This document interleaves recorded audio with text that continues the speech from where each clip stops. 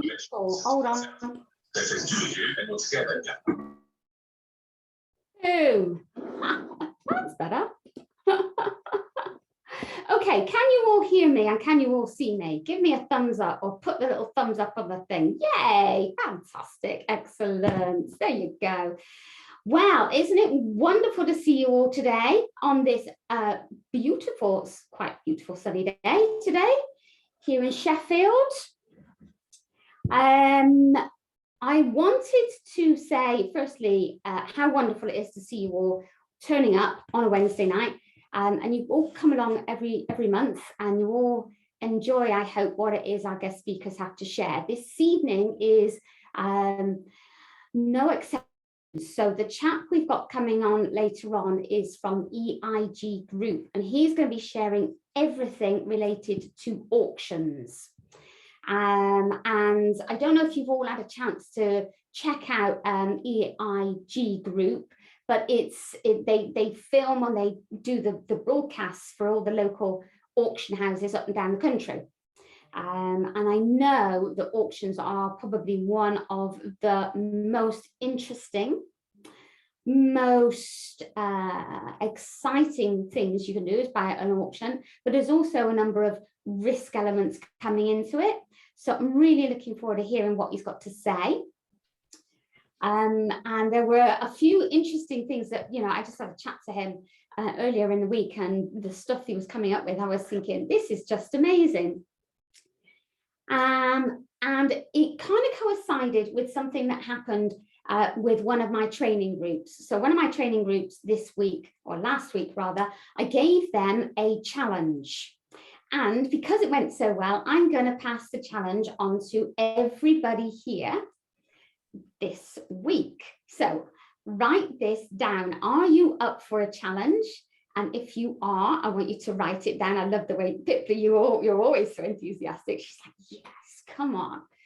Right, here's the challenge. Good, here's the challenge. The challenge is, I want you to post on Facebook and or Instagram. You may as well do both. Yeah, for the next, I want 5 posts in 5 days. For the next 5 days, 5 different posts. Now, I know what some of you will be thinking. Oh my God, I can't create 5 interesting posts. So I'm going to start with that problem. Yeah, if you're currently thinking, I can't create 5 new posts. Here's the thing, you don't create, you document. So you are documenting your journey in property for the next 5 days. Okay, so 5 days of posts, Instagram and Facebook. You don't need to create, you are documenting. The reason I'm saying that here at the beginning is because we actually have easily got coming up 5 days worth of posts. I'm sure we have in the next hour, 2 hours, yeah, between Wayne and David. They will be sharing so much really interesting information. So write down what they're sharing. And you don't have to make great big long posts. It can just be a quick, simple post that simply shares your property journey, if you like. So it's attracting people to you in your business. That's what I want to do. I want you to be attracting people to you in your business. Now, when I suggested this only a few minutes ago to Barry said, oh, should we put a prize? So there is a prize for the best posts. Yes, darling. Only because I was hoping to win. Sorry? Only because I was hoping to win. Only because you were hoping to win. Do you want a 1 hour consultation with me? That's nice. Sorry? It's all right, I'm just looking at Tina. Oh, Tina, wow, that cat is well fed. That's exactly what I was just going to say. That is one very well fed cat. Right, okay, so 5 posts, 5 days.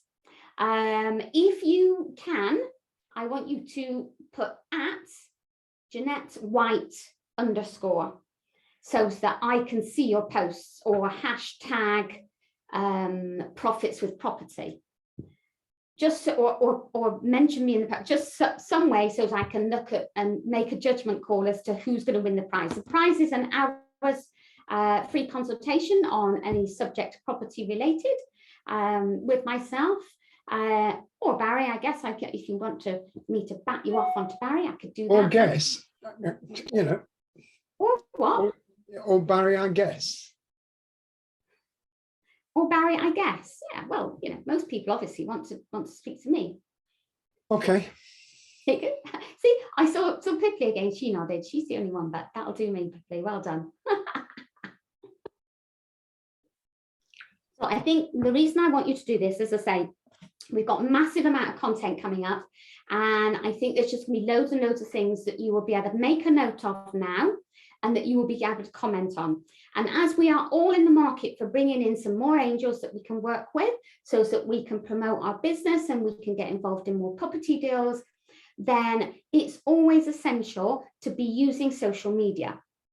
All right, so that is my challenge. I have laid down the gauntlet to you all, 5 days, 5 posts. If you want to do something creative, yeah, you can do. If you want to do videos, they will attract a huge amount more activity than normal posts. Whichever way you look at it, it's all good, and it's all good for you. Yeah, I only need you to copy me in. Just let me know what's going on. Yeah. So I have a quick question, a quick thing. I want you all to go into the chat box and I want you to make that commitment. Hanan, who is trying to be sneaky there, no, you don't get a free pass. You have to do another 5 posts. Okay, yeah, so I've got one person that says okay, I'm okay or yes or some sort of commitment in the chat box, guys. Interact with me. Oh, okie dokie, woohoo. Oh,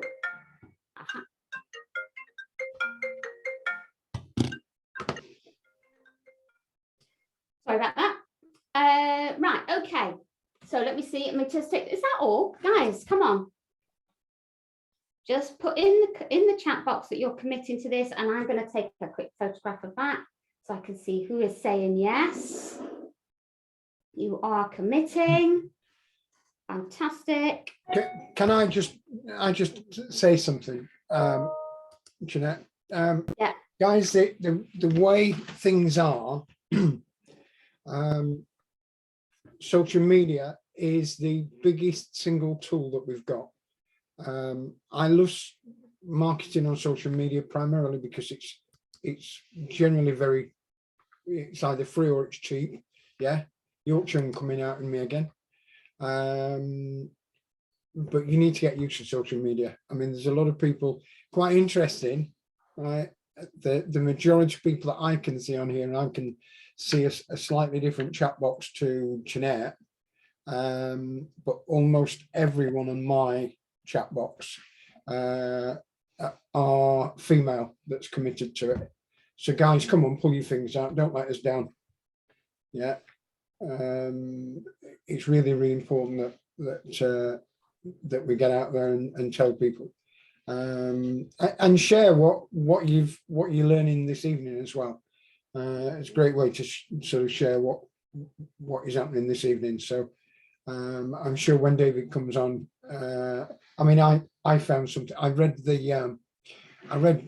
one of the marketing posts that Jeanette put out yesterday, and I was staggered with the figures that she quoted. It was something like, was it 150,000 or something? I think it was the home search thing that you put out. What was it? 15,000? 20% of properties that are sold don't go out on Rightmove and Yahoo and that sort of thing. Yeah.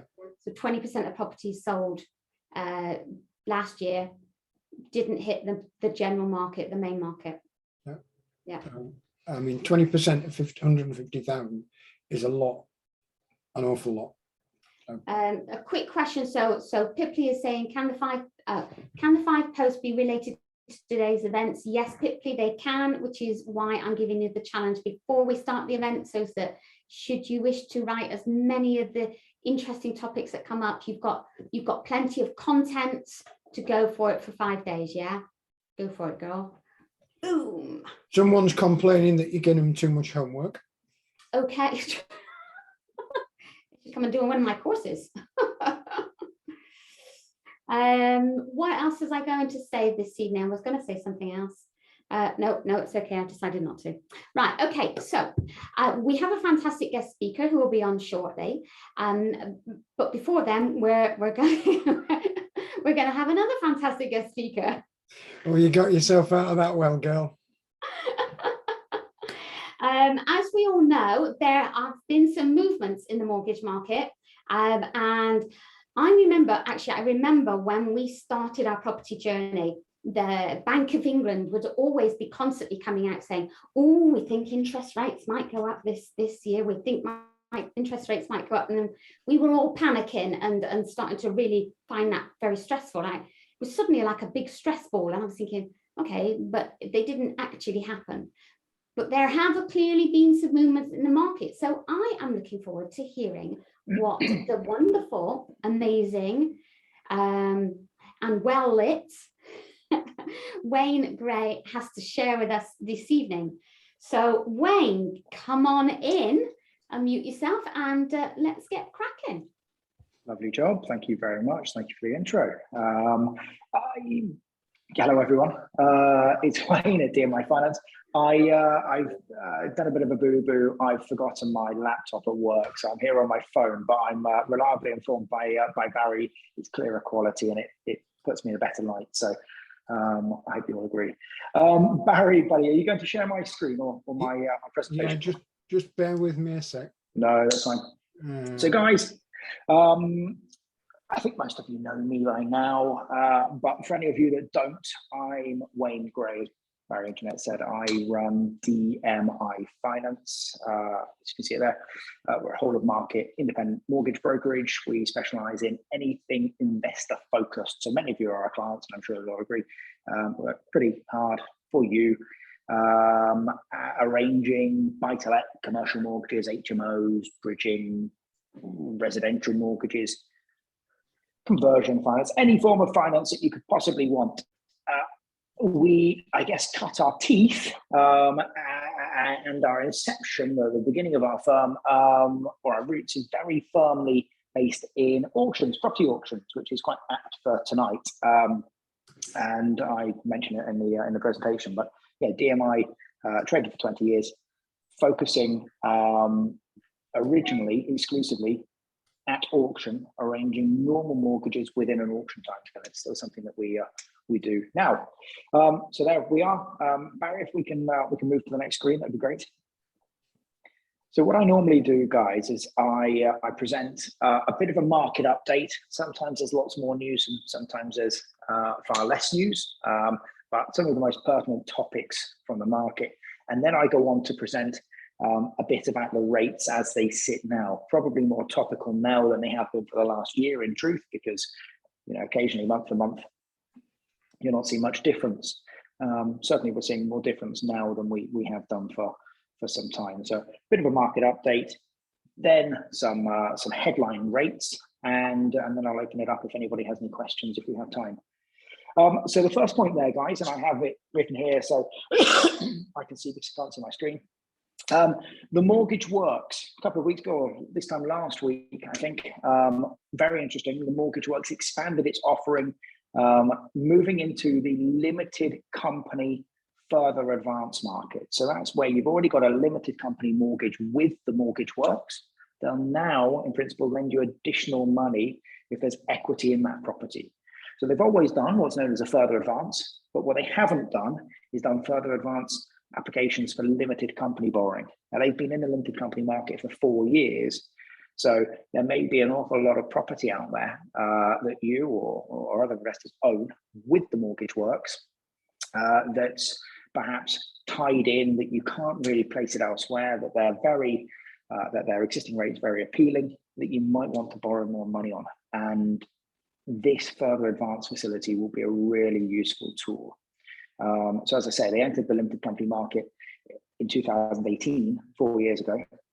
And I would say that anyone that has limited company funding, if you've got with TMW, if you've got equity in the property, you're on a very appealing rate, then certainly if you're looking to borrow more money, consider getting a further advance. Someone's just asked me, interesting, how soon after taking a fixed rate can you get a further advance? I think that was TMW will allow, like most lenders, you're allowed to take a further advance 6 months after you've taken the initial debt. So you have to have had the loan in place for 6 months. And then if there's equity in the property, you can release a further advance. Now, the new further advance rate is available on a 2-year and 5-year, no problem, Tony, 2-year and 5-year fixed rate basis at up to 80% loan to value, covering, of course, a range of product fees, as is commonplace with lenders. They'll spread it off at some attractive rates with less favourable arrangement fees, and then less favourable rates with more favourable arrangement fees. They'll give you a mix and match, but certainly rates are very competitive, starting at 80% from 2.94% for a 2-year fixed and 2.99% for a 5-year fixed. So that's additional borrowing if you already have something with TMW, very competitive.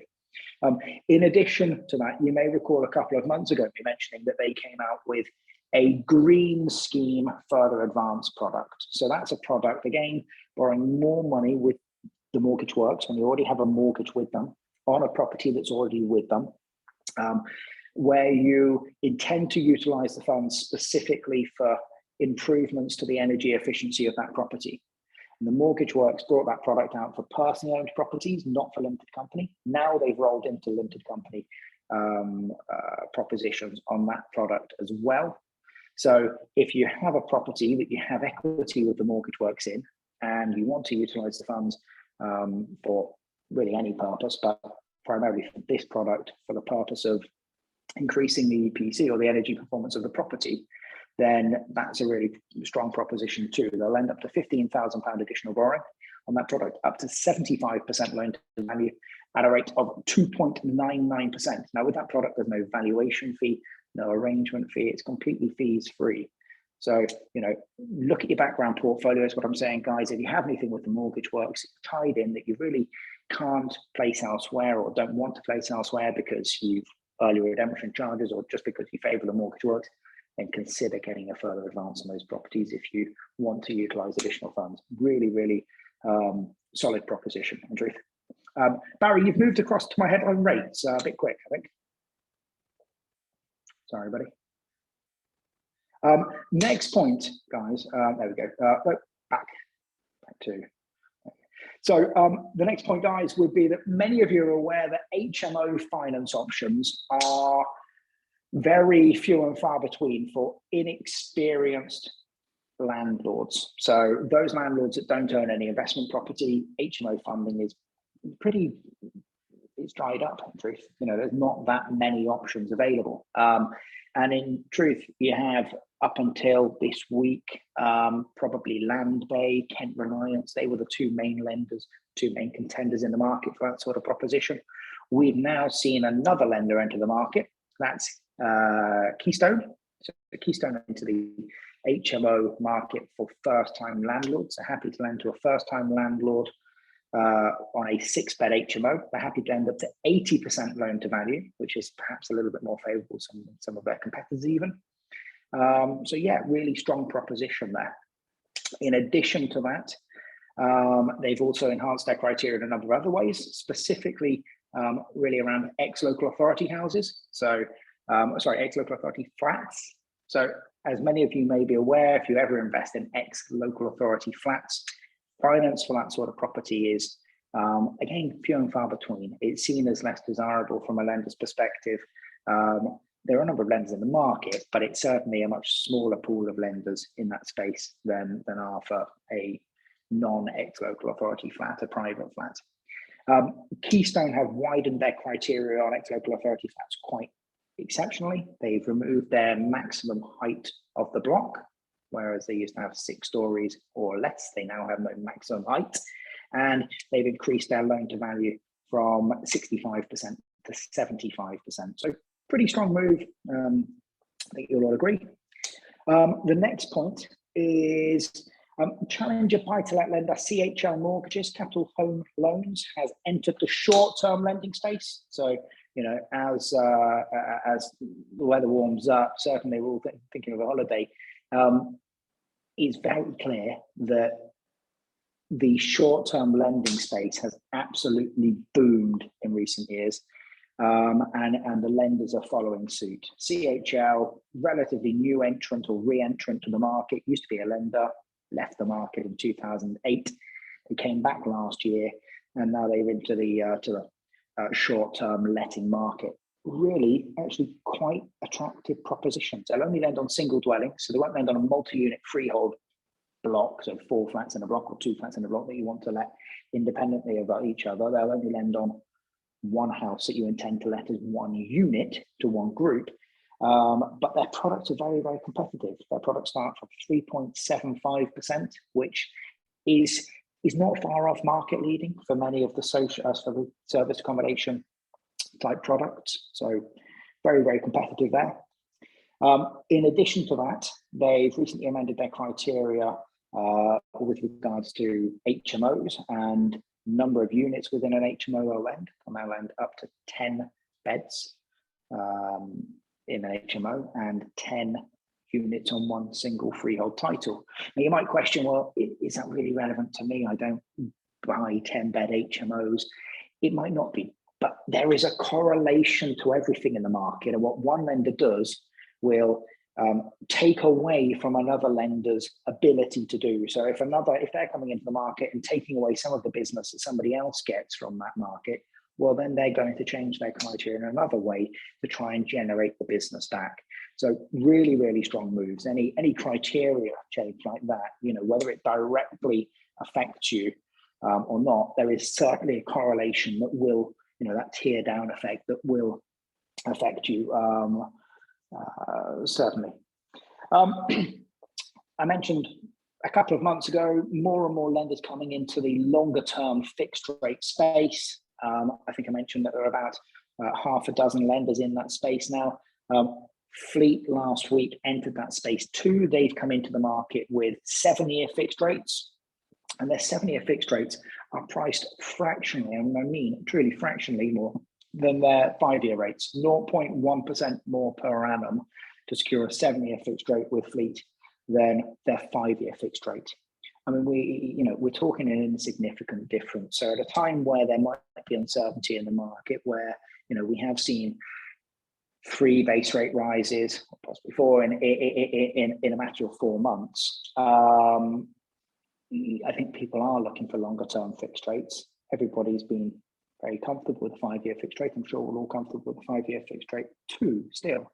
But if we have properties that are coming out of their fixed term rate and there's a 7-year offering and you're in it for the long haul and you don't want to capital raise from that property, you can get a 7-year rate for 0.1% more than a 5-year fixed. It's not half bad. So, you know, don't, what I would say is, you know, explore the options. Look at your 2-year fixed, look at your 5-year fixed, certainly look at your 7-year fixed too, if these are, you know, long-term investments. And then the last point, guys, I'm not sure if it's really that relevant to many of you. Many of you would already own your own home, perhaps. And in truth, I'm not sure it's a particularly good or bad point, but it is certainly a sign of the times. And that is that we've seen a couple of residential mortgage lenders willing to increase their maximum mortgage term and their maximum age at the end of the mortgage term. So what have we seen?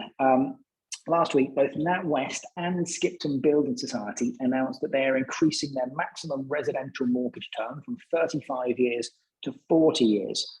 Now, effectively, what that does is it reduces the monthly payments. By extending that term, it reduces the physical monthly payments and has the potential to enable you to borrow more. So that's a really strong point. We all wish we didn't have to do it. We all wish residential affordability was a little bit looser, but the reality is it's not.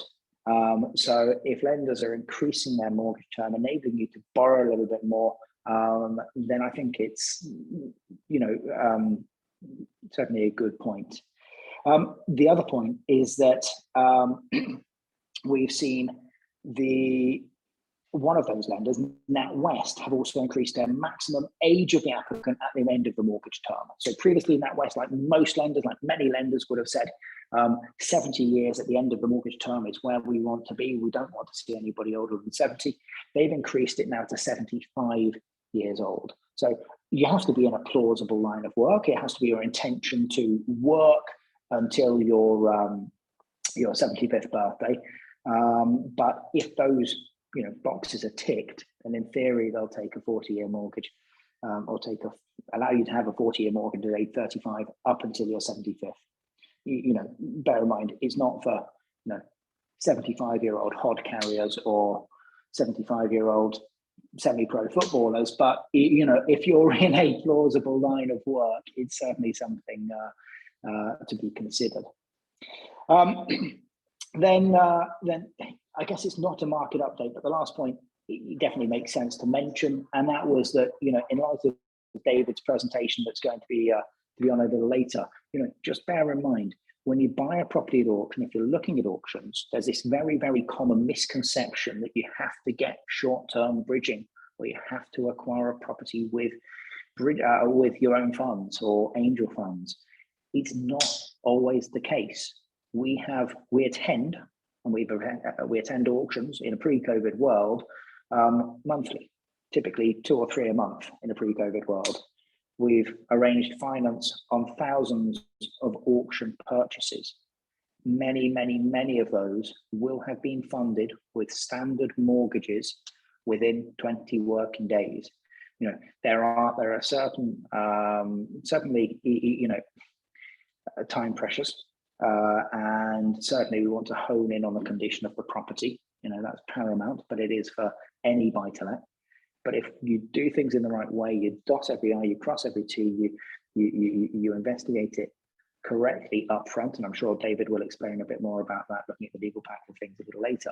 But if you do things in the right order, then I can say with my hand on my heart and with absolute experience, we've been arranging this sort of funding for 20 years. Mortgages can complete within an auction timescale, guys. On my next screen, I'll just quickly run through the headline rates for you. And this screen, guys, headline rates it's a little difficult to illustrate because all it's showing is the very cheapest interest rate in the market. Now, behind this, there are arrangement fees, there might be a valuation fee, there might be some cash back from some lenders. So it's not the be all and end all. So don't be surprised if when you get a matrix of rates from us, these aren't the exact rates that are available to you, because on a loan of £200,000, one product might be better than it would be on a loan of £50,000. But ultimately, this is a good litmus test, a good barometer of assessing where rates sit. Now, my eyesight's not that clear, but I think I can see here. So ordinarily what I do is I put 2-year fixed rates and 5-year fixed rates. That's because 99% of the mortgages that we've probably done since, I don't know, 8-9 years ago have been on a 2 or a 5-year fixed rate. Tracker rates haven't really been a thing. They have been there, some lenders offer them, but there would be no benefit in taking them because base rates sat at the historical low of 0.1% for many, many years. So now we're seeing base rates increase. We're seeing more lenders come in tracker rate space. So I'll start from now on including some trackers if I see there being a benefit. So the cheapest rate there, the 2-year tracker for personal name borrowing, is really the only tracker that makes relevance to provide to you. And that's a base rate plus 0.74. So a pay rate of 1.49%, guys. Now, moving on from that, you'll note, those of you that have seen my presentations before, that I'll include any rates that haven't changed. I'll highlight them in black. So if they haven't changed in the last month, they're highlighted in black. If they've gone down since I've last presented, they're highlighted in blue. And if they've gone up, they're highlighted in red. Sadly, you can see that many of them are highlighted in red here.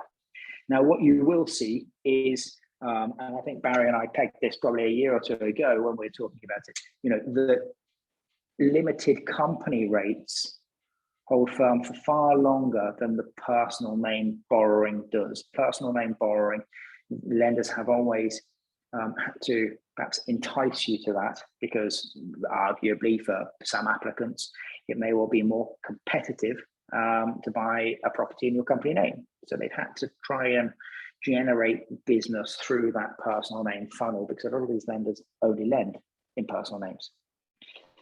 So you'll see when I present, so the 2-year fixed there, I've got it at 1.94%. When I presented last month, it was 1.19%. So that's an increase of 0.75%. You look at the 2-year fixed for limited company, it's 2.59. It was 2.49, so it's only gone up by 0.1%. If you look at the 2-year fixed for personal name HMO, that remains unchanged. If you look at the 2-year fixed for HMO multi-unit freehold blocks available for limited company, that's at 2.88. It's gone up by 0.39%. It was 2.49% last time. So, you know, there's a definite correlation that personal name borrowing is increasing at a higher rate than limited company borrowing. Take that correlation to the 5-year. Previously, when I presented, the 5-year personal name was 1.77. It's now 2.33. So that's a 0.56% increase. 5-year fixed for limited company is 2.99. When I presented last month, it was 2.85. So again, 0.1, 0.14, what's that? And then the 5-year fixed for HMO and multi-unit freehold blocks is now at 3.34. When I presented last month, it was 3.04. So a 0.2% increase. So we're not seeing, you know, terribly significant increases on the limited company side. Limited company funding remains very attractive, but we are seeing quite steep increases in personal name borrowing. That's pretty much it from me. If I have time, I'll be happy to answer any questions that anybody might have. Thank you very much. Yeah, you've got a bit of time there, Wayne. Sure. I don't think David's around yet. Apologies for what happened in the middle of that. I think it was my keyboard that crashed. So I had to switch it off and switch it back on, which is why all the presentation went all over as well. So apologies for that, guys. Hopefully it'll behave itself now. Probably got a shock because I cleaned it yesterday morning. No worries whatsoever. So yeah, if there aren't any questions for Wayne, there is. Very I've got one here from. Oh, carry on. Yeah, I was going to say very rarely do we get time because we normally stick Wayne on the end to sort of answer some questions. But I've got one here from Madupi. Madupi, the mortgage works. How much further advanced borrowing can you raise? In theory, there is no upper limit. So I don't know, for example, you know, I've had clients that have had a legacy buy-to-let with TMW in London or South East, where, you know, the main loan has been, you know, sub £100,000 and the property's been worth 500 and they've raised another £200,000-300,000 against it. There's no limit. The only limit is going to be the loan to value percentage. So realistically, on some of these products, I'll lend 75%. On some of the products, I'll lend 80%, but there is no loan to value limit.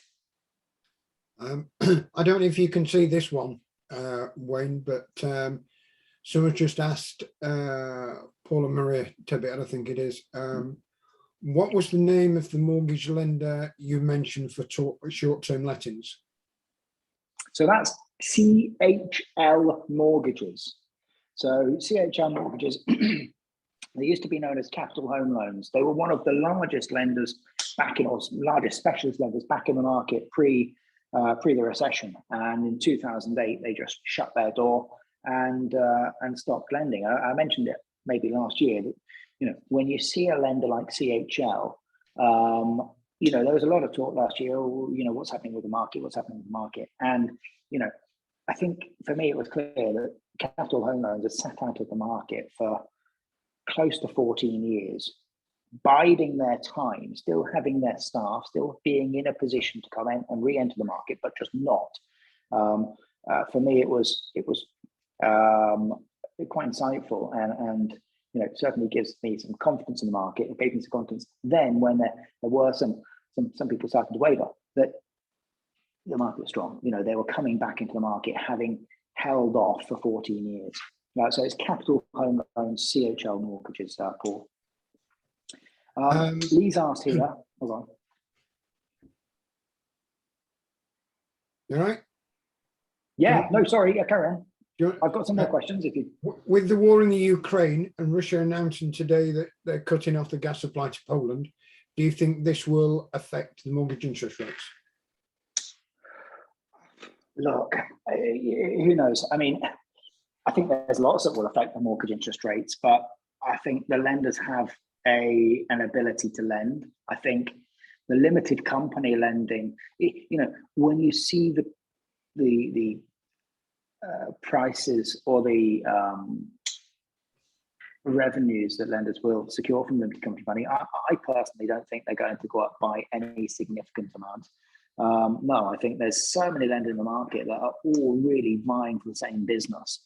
I don't think we'll see any particularly steep increases, but I stand to be corrected. I think personal name borrowing is going one way, and as I say, the cards have been on the table for that for some considerable time. They've always been lending. Go back 4 months ago, and it wouldn't have been surprising to see a limited company funding or a limited company product 1%, 1.5% more than a personal name buy to let. I mean, the disparity between limited company and personal name borrowing was significant. The only thing that we are seeing at the moment, really by and large, is personal name borrowing increasing at a far greater rate than limited company. I don't know if that answers the question, but yeah.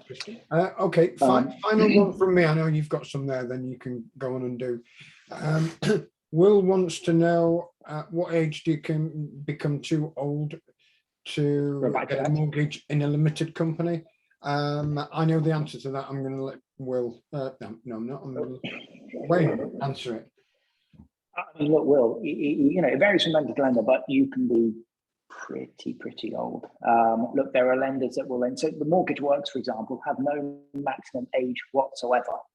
But there are some parameters. I think they want it can only be 50% loan to value, but you could be a day before your 100th birthday in theory on that particular product. Certainly with people like Precise and to appeal to a wider pool of lenders, they'll lend certainly up to your 85th birthday. Precise will lend up until your 105th birthday. So look, I don't know how old you are, Will, but I'm sure if you've managed to get on a Zoom call with us all tonight, you've got some years in you yet, so you shouldn't have much of an issue whatsoever. I hope that answers the question. Lee's asked here, when borrowing in a company, can it be an industry business, i.e. a cleaning business? The short answer is for the majority of lenders, no. The majority of lenders want it to be an SPV, a company set up for the sole purposes of buying and letting real estate.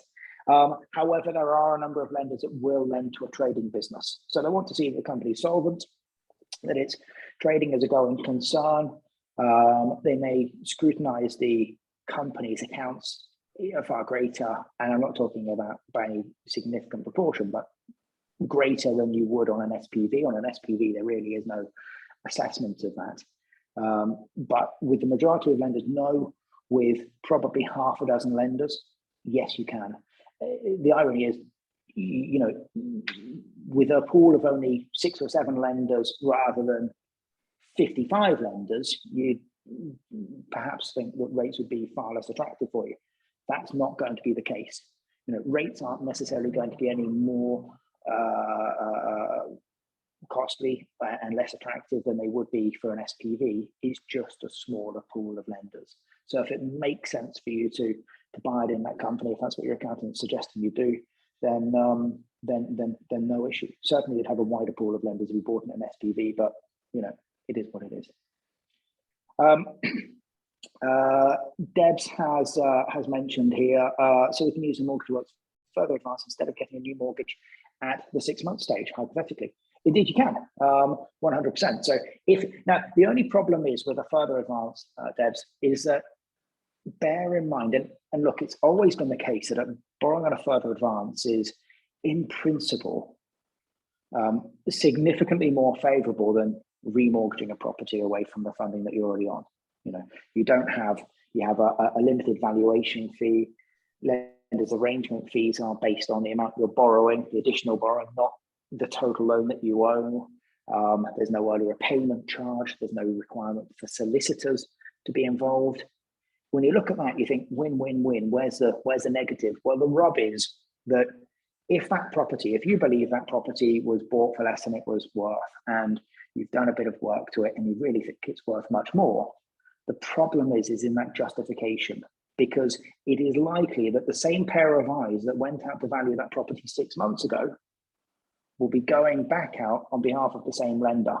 Now, of course, when you remortgage a property, it's highly unlikely that the same pair of eyes, that same value, will be going out on behalf of another lender to value that property. And he comes in with a fresh vision. He knows nothing about the property, and he's not bound by the opinion he gave 6 months ago, saying it was worth 67.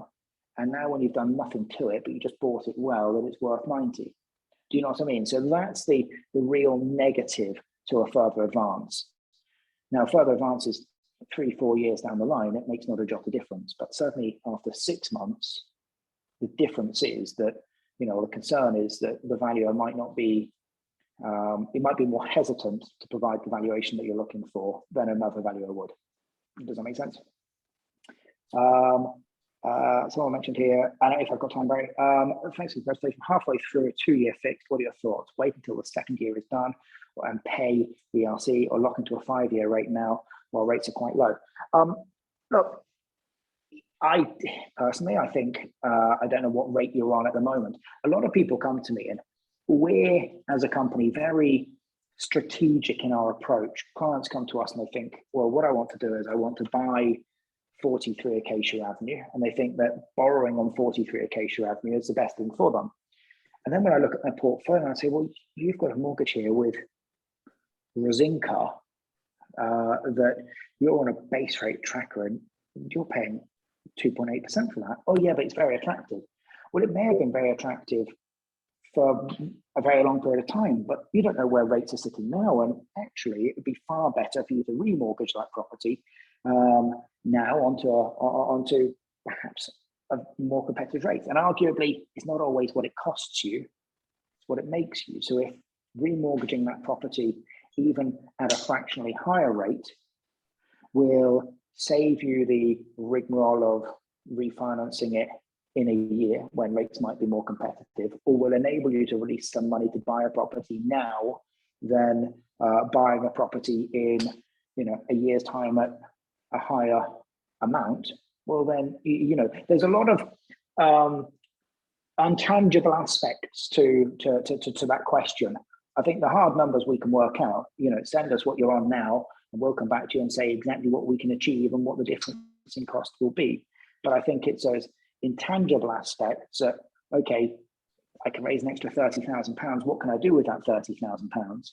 You may have unsecured debts which are costing you a lot. There's a lot more to it than the question. But if we're just looking at interest rates, I think they're only going to go one way. And if you're on a 2-year rate and you're in it for the long haul, depending on what the exit penalty is, then yeah, it might well be worth remortgaging it sooner. The other point is that when you're on a fixed rate, guys, don't just think, okay, well, I'll get in touch with my broker a month before the end of the product. Some lenders will give you 3 months to refinance or complete on a mortgage offer. Some lenders will give you 6 months. So if it is that you're going to a lender that gives you 6 months, well, in theory, we can apply for that mortgage 7-8 months before your existing product ends, because we can, for want of a better term, drag out that mortgage application process. So the offer takes 2 months and a day to be issued. We then have 6 months on the mortgage offer. We then complete the day that your existing product expires, but it means that we can safeguard you slightly by getting today's rates and not the products that you would be applying for in 8 months' time. Does that make sense? Okay, I've got another couple here. Well, actually very similar. What age can you buy properties in your children's name, and what is the minimum age to apply for a mortgage? 18. It's an odd question. It's a question I don't think I've ever been asked. Look, for buy-to-lets, 18, certainly lenders will enter a second applicant at 18. Generally, it's 21 for a primary applicant. There are some ways around this. Now, when you say buy in your children's name, the question is, for what purpose? If it is that this is inheritance tax planning and you want your children to be shareholders of the company, but you'll be a director, well, you could have your children as shareholders of the company with some lenders at age 1, 2, 3, so long as you're a director, because ultimately those lenders that do that will be lending to you, the director, and not the shareholders. So, again, it's strategy. It's knowing why the question's being posed. If it is, I've got significant adverse credit, I can't buy in my name, but my children want to buy the properties, and that's a completely different story, because then you're not being there to be, the financial backing of the application. If it is that you're happy to be part of this, but you want to be, creating a legacy for your children, well, then buying in a company structure, having them as shareholders, not directors. Now, of course, it's a fluid thing. When your children are older and they reach 18, perhaps we remortgage it simultaneous with them becoming directors. But you can, in theory, if you're buying it in a company structure, they could be very, very young and sit there as shareholders with a number of lenders. Okay. Right. Okay, let's let me just pick up on something else. It's as always, thanks for that, Wayne. I'll stop. That's all right, mate. No problem whatsoever. Good night. And as always, you've got the details from the slides there. I think, Jeanette, are we still waiting for David to come on? Yeah, we are. Yeah. Okay. I can hear you saying yes, we are from the other room. But, something I was going to say, I know what I'll do before I forget. The next National Property Networks meeting, guys, is on the 25th of May. As always, the last Wednesday of every month. And if you haven't got or you want an accountant, a property accountant, we have a property accountant coming on to give a presentation next month. As I said, it's the 25th. It's a lady called Michelle Coates, based, if my memory serves right, in Stoke-on-Trent. And Michelle has got an awful lot of property investors like yourself on her books. She knows the way around what you can and what you can't do, what you can claim, etc. And the thing with any business, and obviously your property is a business, the thing with any business is it's always about your costs, and a good accountant can save you an absolute fortune. So just bear that in mind. The other thing that I was going to mention is that Jeanette and I ran a course at the weekend, all about negotiation. We upsell to a course if anybody's interested in that course, and I think everybody should do it, because it is, I am seeing increasingly that you need to have a USP when you're actually talking to either estate agents or you're talking to vendors. That is the only way that you can get properties lower than what all the rest of the competition are getting from you. And I've put this course together based on the book, some of you will know. And there is a special discount that code if you're interested in that. If you go onto the website, have a look at it. If you're interested, fine. If you're not, that's fine as well, not a problem. But we will offer 20%, I think it is, Jeanette. And the discount code, if anybody wants to write it down if they are interested, is LO422. LO422. Yeah, and that is a 12 months negotiation course. Yeah, so if anybody's still interested in that, we don't actually start until we do the first orientation onboarding hour next week. If you want to know more about it, just put a request in the on the email address info@barrywhitetraining.com. And if you want half an hour, 15 minutes or whatever for me to talk you through how it works, or Jeanette to talk you through how it works, then we can do that as well.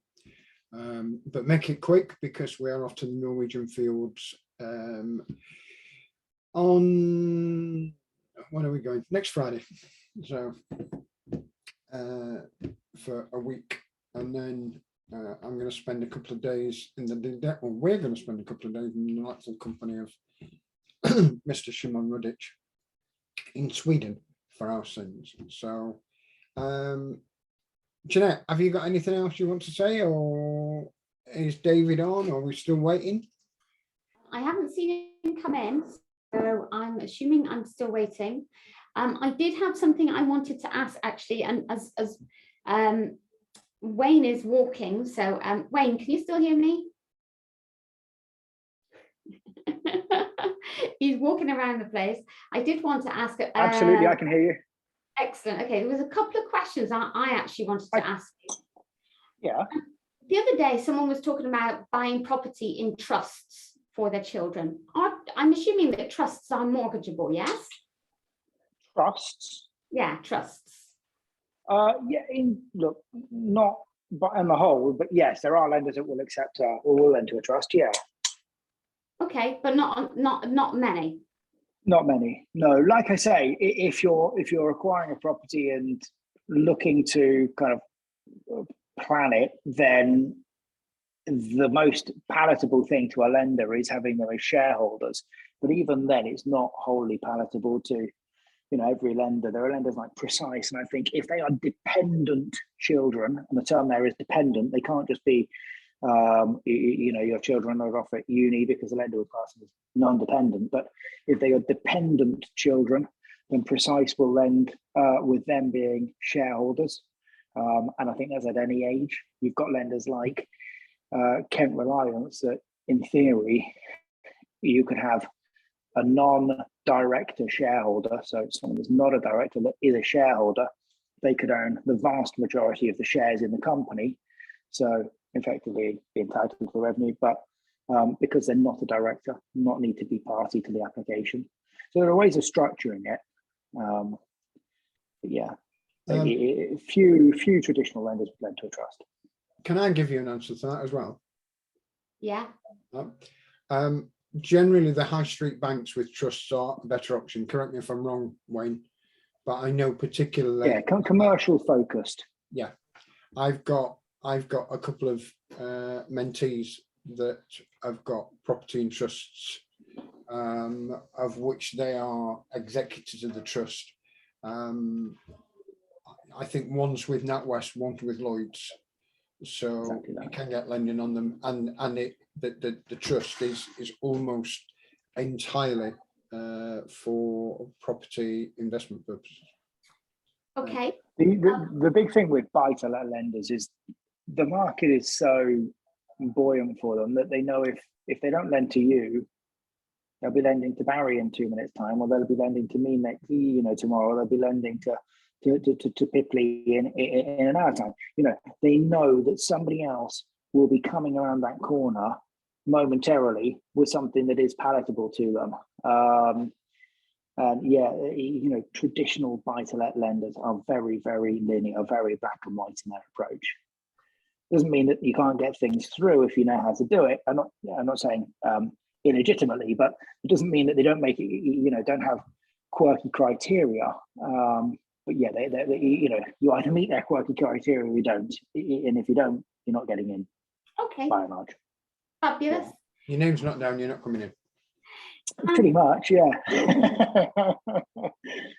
Do you have lenders that would deal with a block of 12 apartments? 100%. Yes, it does. Yep, yeah. You do. So, I mean, there are standard buy-to-let lenders that will lend on a block of up to 20 flats in one freehold. The big thing with lenders, when they're lending on a freehold block, Jeanette, they generally want to see that it's what I say is unadulterated, unedited. So they don't want, you know, flat 9 to have been sold off to Mr. and Mrs. Smith on a lease, and flat 12 and 13 to be sold off to somebody else on a lease. They want to see that really, by and large, they're ending on that full freehold block with no flats having been sold off to other parties. But yeah, up to 20 flats in the block with mainstream buy-to-let lenders at, you know, rate starting with a 3. You know, if it's higher than 20, then even still, you know, lenders that will lend on that with rate starting perhaps closer to 4. That's fantastic. Excellent. Thank you very much. Okay, over to you for a few minutes, Barry. I just need to sort something out. Give me a sec. Okay. Not very often she lets me speak. Guys, has anybody got any general questions that they would like to ask whilst we're just waiting for David? Apologies about this. He has got tied up. He actually double booked initially, and then rang us and asked us how many we would have on. We told him, so we cancelled the other booking anyway. But unfortunately, there's been a misunderstanding in terms of the time that we're starting. So he will be here, I'm assured. So anybody got any general questions that they want to ask? You don't very often get this.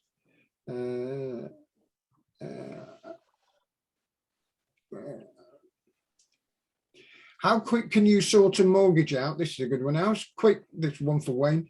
Can you sort a mortgage out, Wayne, if the property is at auction?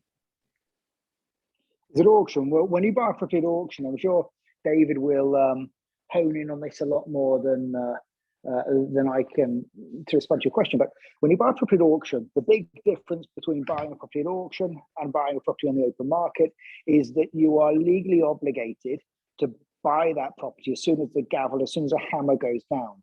Now, you know, of course, bear in mind that, you know, take the rough with the smooth. The benefit there, yes, it's a negative. You're legally obligated. If something comes out the woodwork, you still got to buy it. But so too is the seller. You are both bound by the exact same terms. So when you buy a property at auction, you typically have 20 working days in which to complete. That's 28 days, effectively 4 weeks. So we've completed on mortgages far sooner than that. And it's not uncommon for people to come to us and, you know, 2 weeks later and still complete on a mortgage. It's a difficult task. It's no easy feat, but you can complete and you can certainly have a mortgage offer within, you know, 10 to 15 days. Within those 28 days is not uncommon. The problem that you'll have is that just because you want to complete doesn't mean that you can complete sooner than the 28 days that you've got, because as I said at the beginning, both you and the seller are committed to the same time scale. So if the seller doesn't want to complete until the end of that 28 days, they're not legally obligated to. Now, one thing that you should be aware of is, and it's something that David will probably hone in on later, is that in almost all auction contracts, you don't just have 20 working days.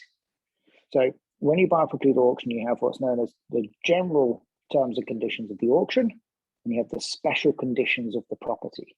Now, in most auction houses, general terms and conditions, there is the obligation for you to complete within 20 working days, but it's typical for the general terms and conditions to allow you a 10 working day notice period, 10 working days. So that's an additional 2 weeks that it's typical for you to be able to get access to. Now, you pay for that 10 working days, you know, but it's not wholly significant. You might pay a couple of £100 in many instances to gain access to that, and you'll be charged a daily rate of interest. Daily rate of interest on the amount that you haven't paid. So take, for example, you buy a property for £100,000. You pay your 10% as soon as the gavel goes down, so you owe £90,000. You'll pay a daily rate of interest on that £90,000 for every day of those 10 days that you use. Typically, it's base rate plus 4%. So I don't have a calculator in front of me, but £90,000 times 4.75% divided by 365 days, probably 13, 14 pound a day to get access to that additional 10 working days. So really, in many instances, when you buy a property at auction, you won't just have 20 working days, you'll actually have 30 working days. You'll be charged for the extra 10, but it in effect gives you an extra 2 weeks. So extending that timescale from 4 weeks to 6 weeks. Now, as a brokerage, we'd never envisage going into that, and you can complete within the 4 weeks. I say that absolutely with certainty, but it's very useful to know that you do have the additional 2 weeks in many instances. The only way that it will be removed is typically in the special conditions. So the special conditions relate exclusively to the property that you're buying, and it will be things to say that you're obligated to pay for both your solicitor's fees plus the seller's solicitor's fees, or that notice time frame has been reduced from 10 days to 5 days, or it's been removed entirely.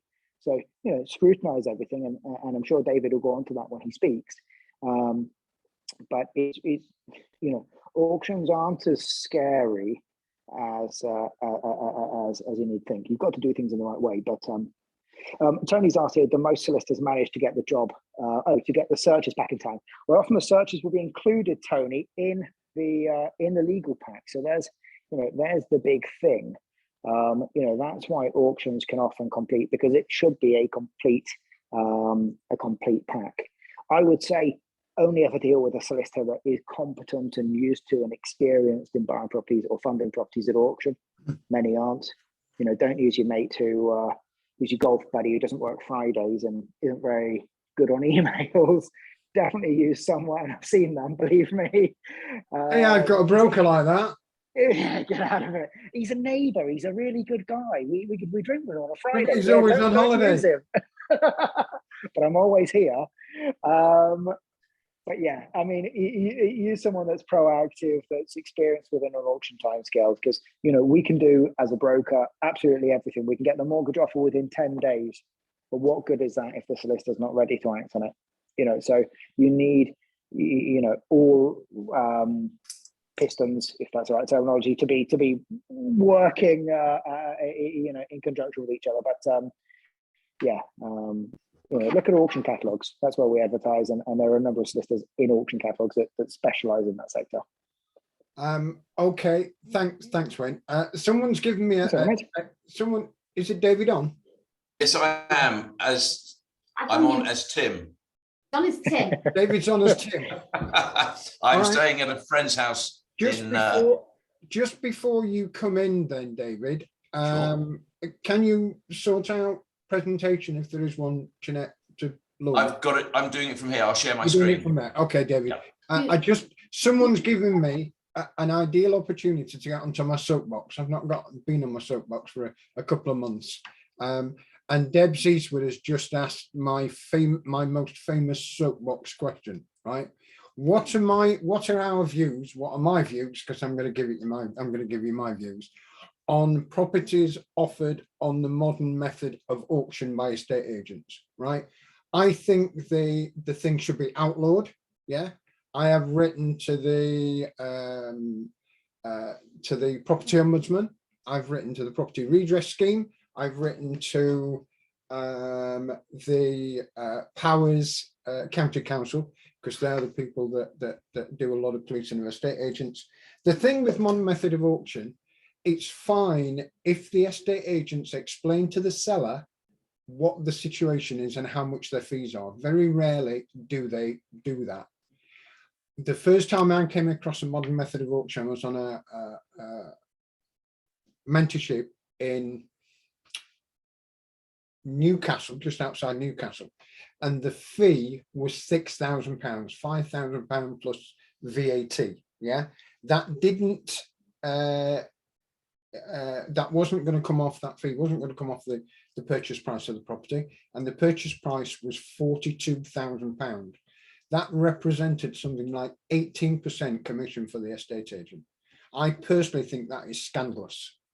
Yeah, the first thing I would explain to the seller, if I spoke to the seller directly, is it's okay the estate agent saying charging us a buyer's fee of £6,000, but they have to be aware that the first thing I'm going to do is knock that off my offer price. Yeah. So yeah. Having said that, an awful lot of estate agents will negotiate. Some will, some won't. Yeah. Okay. I'll get off my soapbox now. Right. Right. Okay then.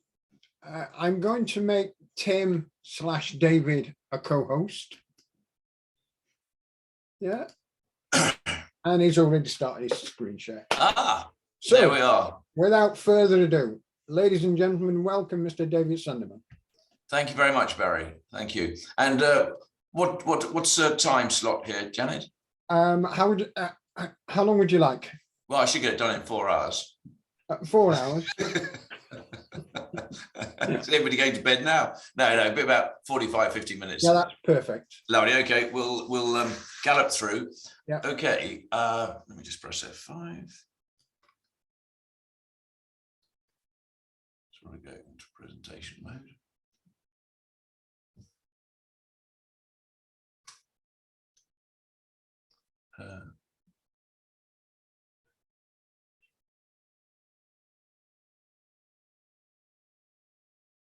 So, are you seeing the entire screen, or can you see?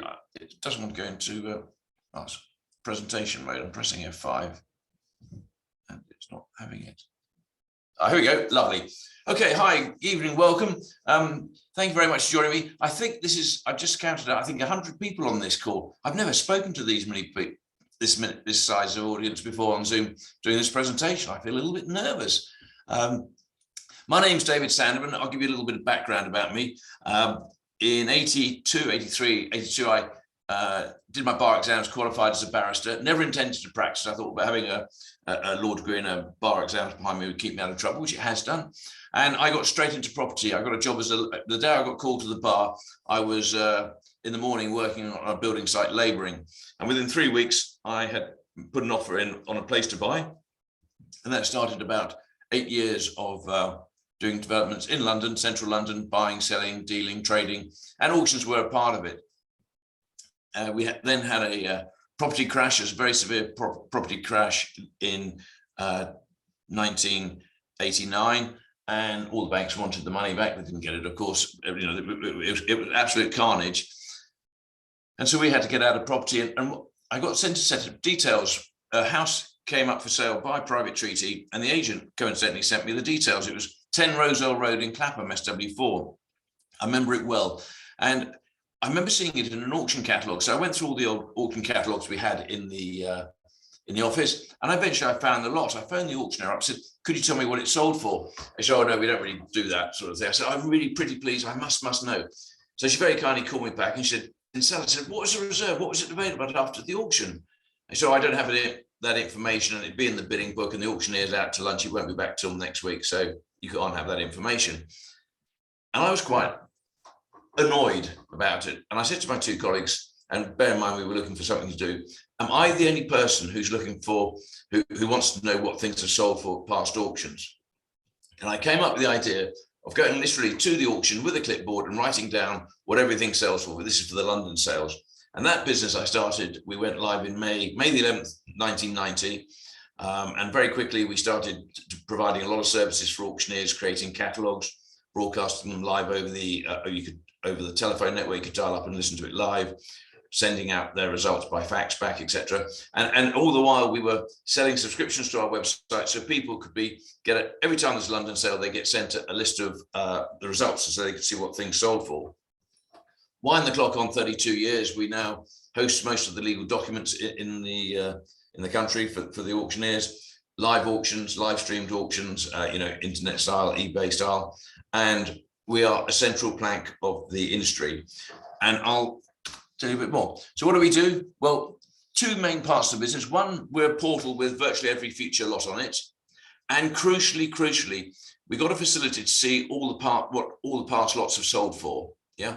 So it's incredibly important to know whether the lot you're looking at has been to auction before, and what similar things in the street have sold for. That's really important because it's information allows you to make a buying decision. Am I interested in buying it? Or am I going to be wasting my time if I go? We also provide a lot of technical service for auctioneers, catalog creation, hosting legal documents. Fun fact there, some of you I'm sure who've looked at legal documents will have got an auction passport. This hosts legal documents for the auctioneers. We're approaching 1 million people who actually registered to look at legal documents on our service. We provided a document room for over 200,000 lots, and we've had over 28 million documents downloaded. Now, in terms of pages, that's probably 100 million pages. Huge number of documents. It's really, really, a document leaves our server every 5 seconds. And we provide a website hosting and main provider of online auctions throughout the UK. So if you went to an auction house auction, be it live streamed or online, it'll be us. If you went to Barnum Marcus, it's us. If you went to McHugh, it's us. If you went to Bond Wolf, it's us. 75% are using our platform, which I'm very proud of, the 2 platforms. A lot to get through today, so I'm not going to read these out, but we'll go through these. As I say, we're a portal which allows you to see what's coming up for sale. I'm not going to run a search live, but it's quite granular. You can go down to street level or postcode. You can put a radius, postcode, and then a radius, or you can choose a region, inside, outside, and then if you click on here, you would see a load of extra boxes. We divide the country up into 13 regions, and you can draw a map for your chosen area. So that's how you define the area you want to search in. And then you get quite granular on what you're looking for. So tenure, freehold, leasehold, and tenancy. You might just be interested in a short hold, so you tick that box, or you might be interested in life tenancy. I bought a life tenancy at auction just a few months ago. Or registered rent. This is where a person can stay as long as they like until they leave the vacant. You can't get a registered rent out just by serving a notice on them.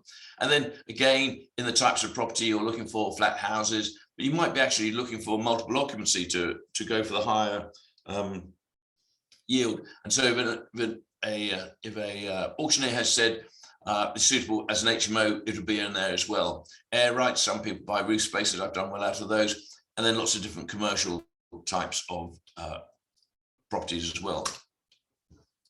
You can specify future lots, see what's coming up for sale, or all lots. This would search the entire database, or specify a date range. And in here, this is what I'll go into detail a little bit later, but just log the fact that you can search for properties which are unsold, only unsold lots, and only withdrawn lots. I'll actually deal with them now. The thing about auctions is trying to reduce the number of people who go after your lots. And a lot of people think that just because a property didn't sell at auction or was withdrawn prior to auction, it's gone forever. No, it hasn't. If it's unsold, about 20 to 25% of lots don't sell at auction. They're the orphans. What can the vendor do? He didn't sell it in the room. He's going to be open to offers after the auction. So some people just look for the lots which are unsold, where the vendor might be nervous with the fact that it didn't sell, won't want to put it in another auction, so you can try and offer there.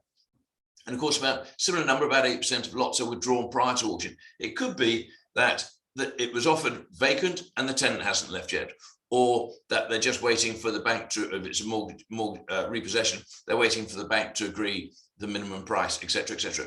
Lots of reasons it's withdrawn. But if you see a withdrawn lot, which you like the look of, give your auctioneer a call and say, I see that's withdrawn, why? And they say, well, it wasn't vacant by the time the auction came around, we're putting it on Excel. Say, well, this is the sort of thing I'd buy.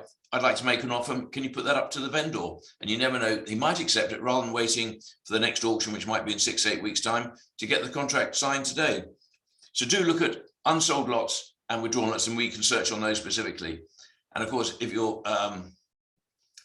yield based, you can put a minimum yield. You might say, well, I want commercial stuff which is producing at least 8% gross, and it will find those properties which match your criteria. So very granular searches. It's very good in that respect. You get a set of results as you would with the portal, and we can show them on a map. This here is how we show our lots. This is the where my mouse is, way of seeing it. The contact details for the auctioneer. This is the lot entry page that appeared in the catalogue. This goes out to English House Prices, a site we own, which is very similar to, it's exactly the same data set as house prices on Rightmove or Zoopla. So the 25 million records at Land Registry are incorporated into this site. Legal documents, we host, as I say, legal documents for about 75% of the industry. And this is the most important button here. Find history in the same street. And I'm going to give some more examples of this later. But you can see here, this house had been to auction 3 times before. And in every case, it was unsold. I believe it was actually sold once. I believe it was unsold because it was priced too high. But at the moment, a third or 30% of all properties going to auction have been to auction before. Would you want to know about them? I'd suggest you would. So really important. And at a glance, you can see whether it's been to auction before. And of course, we've got a location map. And finally, on the site, you can set up a search parameter. So you can choose the area you're interested in. It might be, I've put here RH1 and RH2. I'm based down in Surrey. I'm interested in that area. And I've actually put a maximum price 450. I'm going to take that out. But you could have your town or your area, or you could draw a map and choose what you're looking to buy. And every 20 minutes, the database checks to see 2 things. One, has an auction just been listed on our site, which has got properties which match it? If so, you get sent an email advising you this catalog's just been signed off and these 2 properties match your criteria. And also, when it's been through the auction room, we send you another email to say what happened to it. Did it sell? Did it not sell? And it'll give you a chance just to see what's happening, like in your parish at auction. And if you would like to have a trial of the website, simply send me an email to the email address here, and I'll arrange for you to have a week's trial as soon as I get your email. So really invaluable. I get 2 or 3 alerts a day, and as a result of those, I've bought stuff both post-auction and in the room. So really useful. Nothing will go to auction in the areas you're interested in without you being told about it, full stop. As I said earlier, 30% of lots have been to auction before. When I saw that stat for the first time a few years ago, I couldn't believe it, but it's still running at that level. And 75% of lots have seen previous auction activity in that very street. And that's what's happened in the past is a really good indication as to what might happen in the future and what you might have to pay for it. And I'm sure that if you were looking at a lot which fell into this category, you'd want to know about them. Some people say, well, yes, okay, that's fine, but actually I don't need your site because I can go to portals. Yes, portals do have the majority of lots. There's certain types of property not found on them, and no one portal has all the auctioneers. Rightmove, for example, for a big auctioneer could be £20,000 a year, and some auctioneers won't pay that. And crucially, there are no results on Rightmove or Zoopla, so you won't know what's happened in the past. Size of the market, about 33, actually it's gone up to about 35,000 lots now. And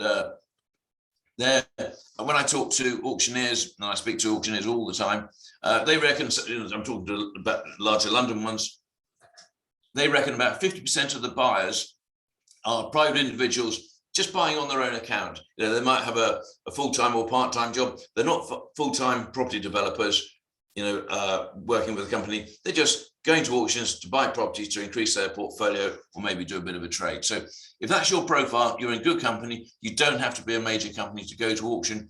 Everybody's welcome, and a lot of private individuals are very successful. Types of vendor. Well, of course, we do see some repossessions, not so many since lockdown and COVID because of forbearance. All that got put on hold, but they're starting to come through. And of course, where a property company goes bust, the receivers and administrators are involved and the properties come in. They're putting the properties in there to sell, not to see what they're going to be worth, to sell. They want them out. And so they will be sensibly reserved because they want them out so they can close a file on the property. Local councils, local authorities sell at auction because they've got to be seen to be getting best possible price in an open, transparent marketplace. And if it is, there can be no suggestion that somebody took a bung from a potential buyer with a lot of money in an envelope. Local councils love selling at auction. And the great thing is, generally, and I speak very generally here, the properties may well be tired, but the legal issues, the legal pack will be quite good, and they don't put onerous things in the specials, which I'll come on to. So do look at local authorities in your area. Property companies, probably the biggest class of class of vendors. Imagine, what they do, the property companies, they want to buy and sell properties. They buy at one price, sell it, take a margin. If they relied on private treaty, as we all know, it's on average about 10 weeks from having an offer accepted to getting an actual exchange of contracts. And I think it's about 25-30% fall out of bed. You can't trade like that. Property companies know they put it to auction, where it's which vast majority of auctions are exchange on the day. They will exchange contract. They will have 10%, and they will know they're going to get, unless it all goes wrong, the completion monies in 4 weeks after that. They can, so once they've sold the property, go and buy another one and trade on. And they might circulate or rotate the money they put into properties 6 or 7 times a year, taking a little bit of profit every time. And they love the auctions for the speed and certainty. So a lot of property companies, but be aware at the moment, there are some property companies putting properties to auction, and they're putting very, very low guide prices on them, hoping to get people drawn in, and then hiking the reserve at the last minute. I think it's disgraceful behavior, and the industry is trying to do something about that. But yeah, property companies, very popular vendors. Executors and trustees, granny dies and the 4 grandchildren want to get their hands on the sort of 25 grand each to go and buy the new BMW.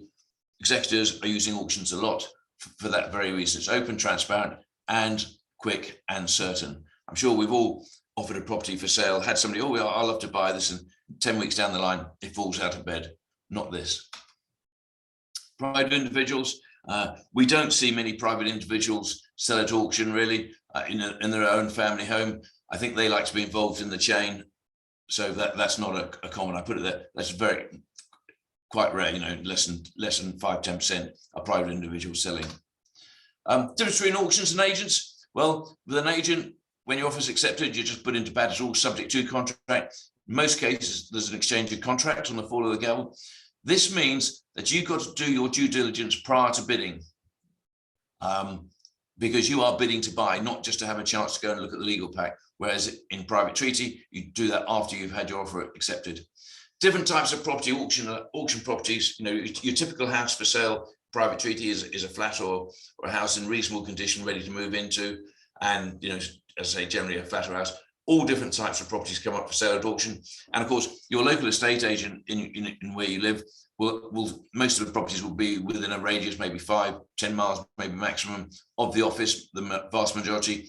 Whereas auctioneers offer properties, even a regional auctioneer, a small company like Fox and Son, based down in Southampton.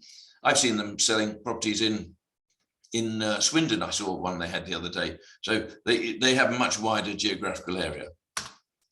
Strategies to maximize some profit. Well, yes, the portals and etc. have made access to everything coming up for sale a lot easier. But look for properties being offered by a small auctioneer who's not based in where you are. So supposing you're looking for flats in Plymouth, everybody knows, heard of the Plymouth auctioneer, but if you saw a property being offered by a Scottish auctioneer or somebody from up in Cumbria or something, not many people would be going to their website looking for the property. And look for properties which don't fit the catalogue normally. So if you see a residential flat in a commercial catalogue or a shop in a residential catalogue, chances are not everybody who buys that type of property is going to be getting your catalogue.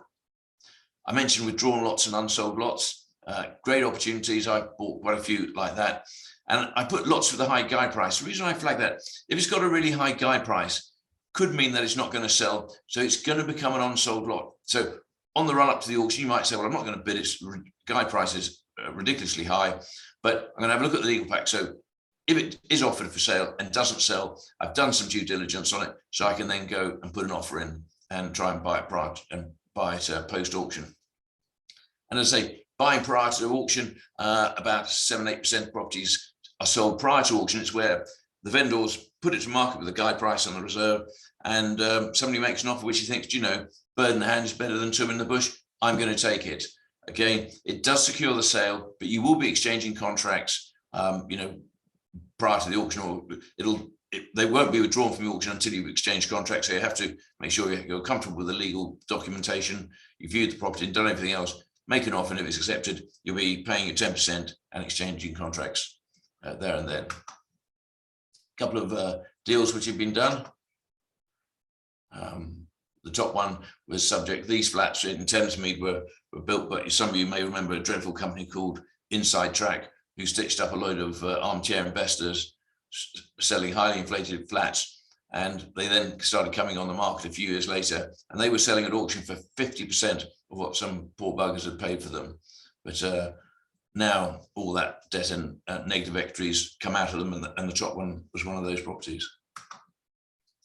How to source property? Well, I'm bound to say the easiest way to join us. You know, virtually every property coming to auctions on our site, and a lot of people do that, and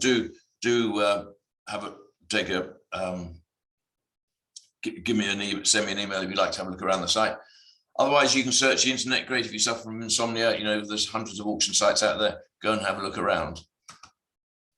Right, preparation work. This is what you've really got to be doing very carefully. A fool in his gold is easily parted, and never more so in auctions. You really have to do your homework. Do we have the hand up here? Are people able? Are we able to do a show of hands? Jeanette. Okay. Well, anyway, just what is a guide price? These are when I ask people what they think of guide prices, these are sorts of things I get told. And while you're on the call, just think which you think is most relevant to you. Is a guide price a low price to get you interested? Clickbait. Look at the guide price on some of the stock coming on Rightmove. Or is it what the auctioneer thinks it will sell for? Or is it an indication where the reserve is set? Or is it where the bidding will open? Or nothing really? So have you all considered what you think it is? Yeah. Well, I did this the other day on Saturday, and 78% of the people thought it was a low price to get you interested. It's wrong. All a guide price is, and it was set, unfortunately, by the ASA, who stuck their nose into our business, it's an indication as to where the reserve is currently set. And every time you see a phrase guide price, you'll see an asterisk. And what it will say is, the guide price is an indication as to where the reserve is currently set. It is, however, liable to change any time up until when the lot is offered. And if it's a single figure guide price, the reserve cannot be more than 10% above it. And if it's a range, it cannot exceed the upper level. Most people that, when I ask the question, do surveys, the maximum number of percentage of people who know what a reserve is, best I've ever had, is about 35%. Most people think it's either 1, 2, 4 or 5. It is only an indication where the reserve is set. But it's completely misleading because 98.5% of all the properties on Rightmove have a price which you offer it in private treaty, you're probably going to get a sale. Whereas when you come to auctions, it's only an indication where the reserve is. I'm fighting a hard battle now in the industry to get it changed to guide to reserve or reserve not to exceed, which I think would give far more, for those of you who didn't choose 3, if it said reserve not to exceed or guide to reserve, I think you'd have a better idea. So please do not, as I see so many times, you see a property come up with a guide price of 50 grand, you think, cool, that's cheap, I'll go and buy it. You spend fortunes having it surveyed and doing the legals, only to find out that it's going to sell for a lot more money. And one of the great things with our site is we can tell you whether, based on what's happened in the past with that property or other ones in the street, whether it's realistic. And I've got 2 great examples for that. So the effect of a low guide price is everybody wants to buy it because they think they're going to buy it. This is a flat in Scotland, Glasgow, which came on the market in 2016. And that is a screen grab of the BBC website. And the vendor said, I want this no reserve. So it had a guide price of just £1. John Loudon, who runs Auction House Scotland, a good friend of mine, he was inundated with people trying to buy that flat off him for £1. They were queuing down the street, wanting to give him £1. One guy said, I'll give you 10,000 times what you want for it. And when he said no, he started getting a bit violent. They had to call the police on him. That was the effect of having a low guide price. All that available for just £1 is that the reserve is £1, i.e. nil, effectively a nil reserve. It was not a question of value. And that property actually then went on to sell for 18,400. The vendor was so pleased, he put another property very similar, about 100 yards away, same size, same floor, same condition, etc. And again, he put it in with a guide price of £1. The same thing happened. Had those people had access to our website, they could have clicked on the button which shows history in the street, and they would have seen that the one on the left was offered for sale at auction and sold for 18,400. And this one sold for 18,500. That is the value of historic data. And that's the effect of a low guide price. So what I want to do, so this, I'm going to show you a maisonette in Dartford. When it came to market, and this was in February, I think, of this year, had a guide price of £80,000. So all that's telling me is that the reserve is no more than £88,000 when it came to market. Let's have a look at it. And this is what you would have seen had you come to our site.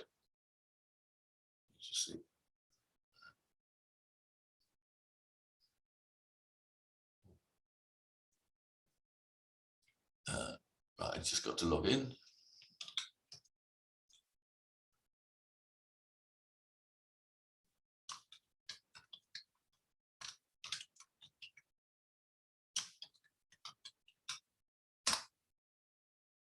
I forgot to log in before I started this, so apologies.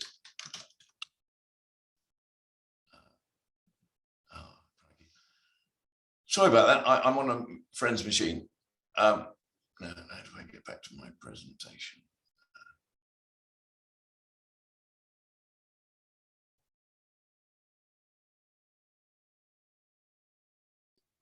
Well, I can do it here.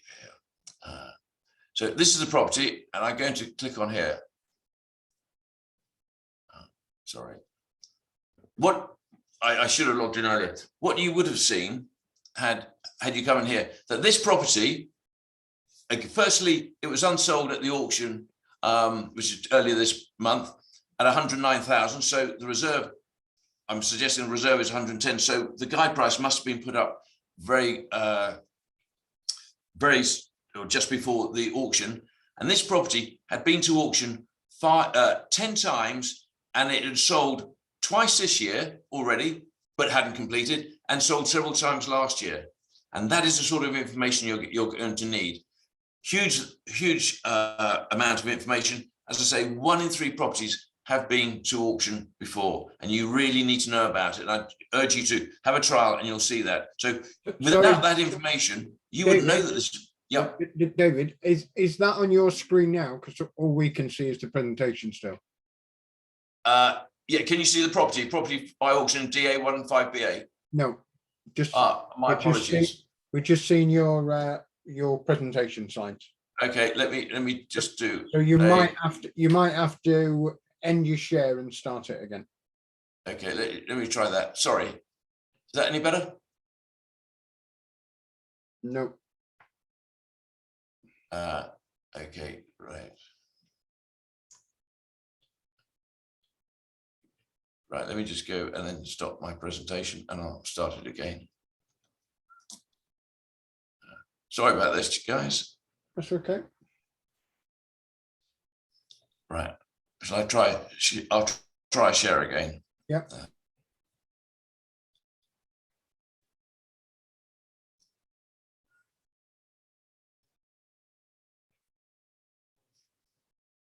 So what happens when you borrow friends' computers?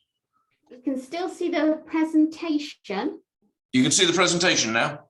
You can see your presentation buying at auction there. Lovely, okay. Was that what you wanted us to see, yeah? Yeah. Okay, cool.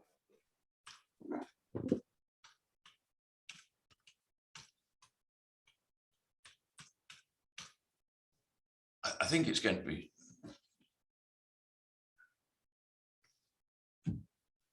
Let me just try logging in once more, because are you now seeing a website? No, sorry. Okay, right. I know what I need to do here then is probably go and share the website. Yeah, if you unshare this, and when you click on share again, it should give you a selection of different. Oh, there you are. Okay, let me share again. So there, share. Thank you, Janet. Oh, you're welcome. Nice. Yeah, you're seeing lots been to auction before? No, I'm still seeing the slide that's saying Masonette in Dartford. We're seeing this. Oh yes, yeah, Masonette in Dartford. Yeah, good, lovely. Yeah.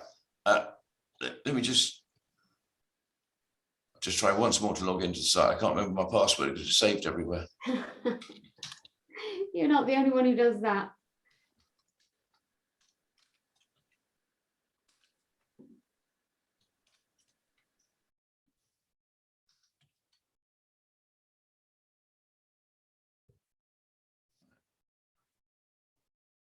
Will you bear with me 1 second while I do this?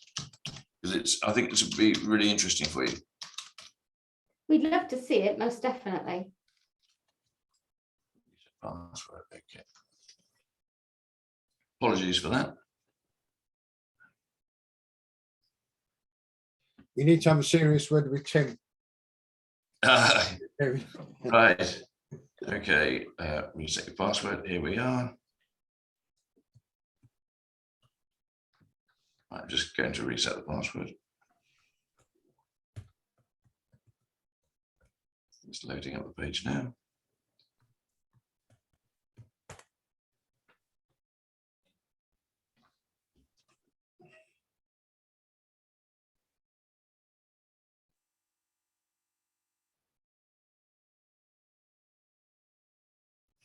Lovely. So I've just changed the password.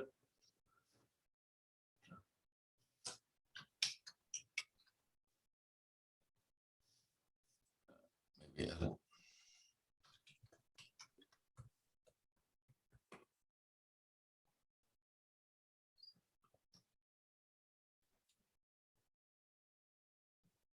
Is it coming up your end? yeah, I'm in. That's good. So I'll just go back to the presentation and then go to that page again.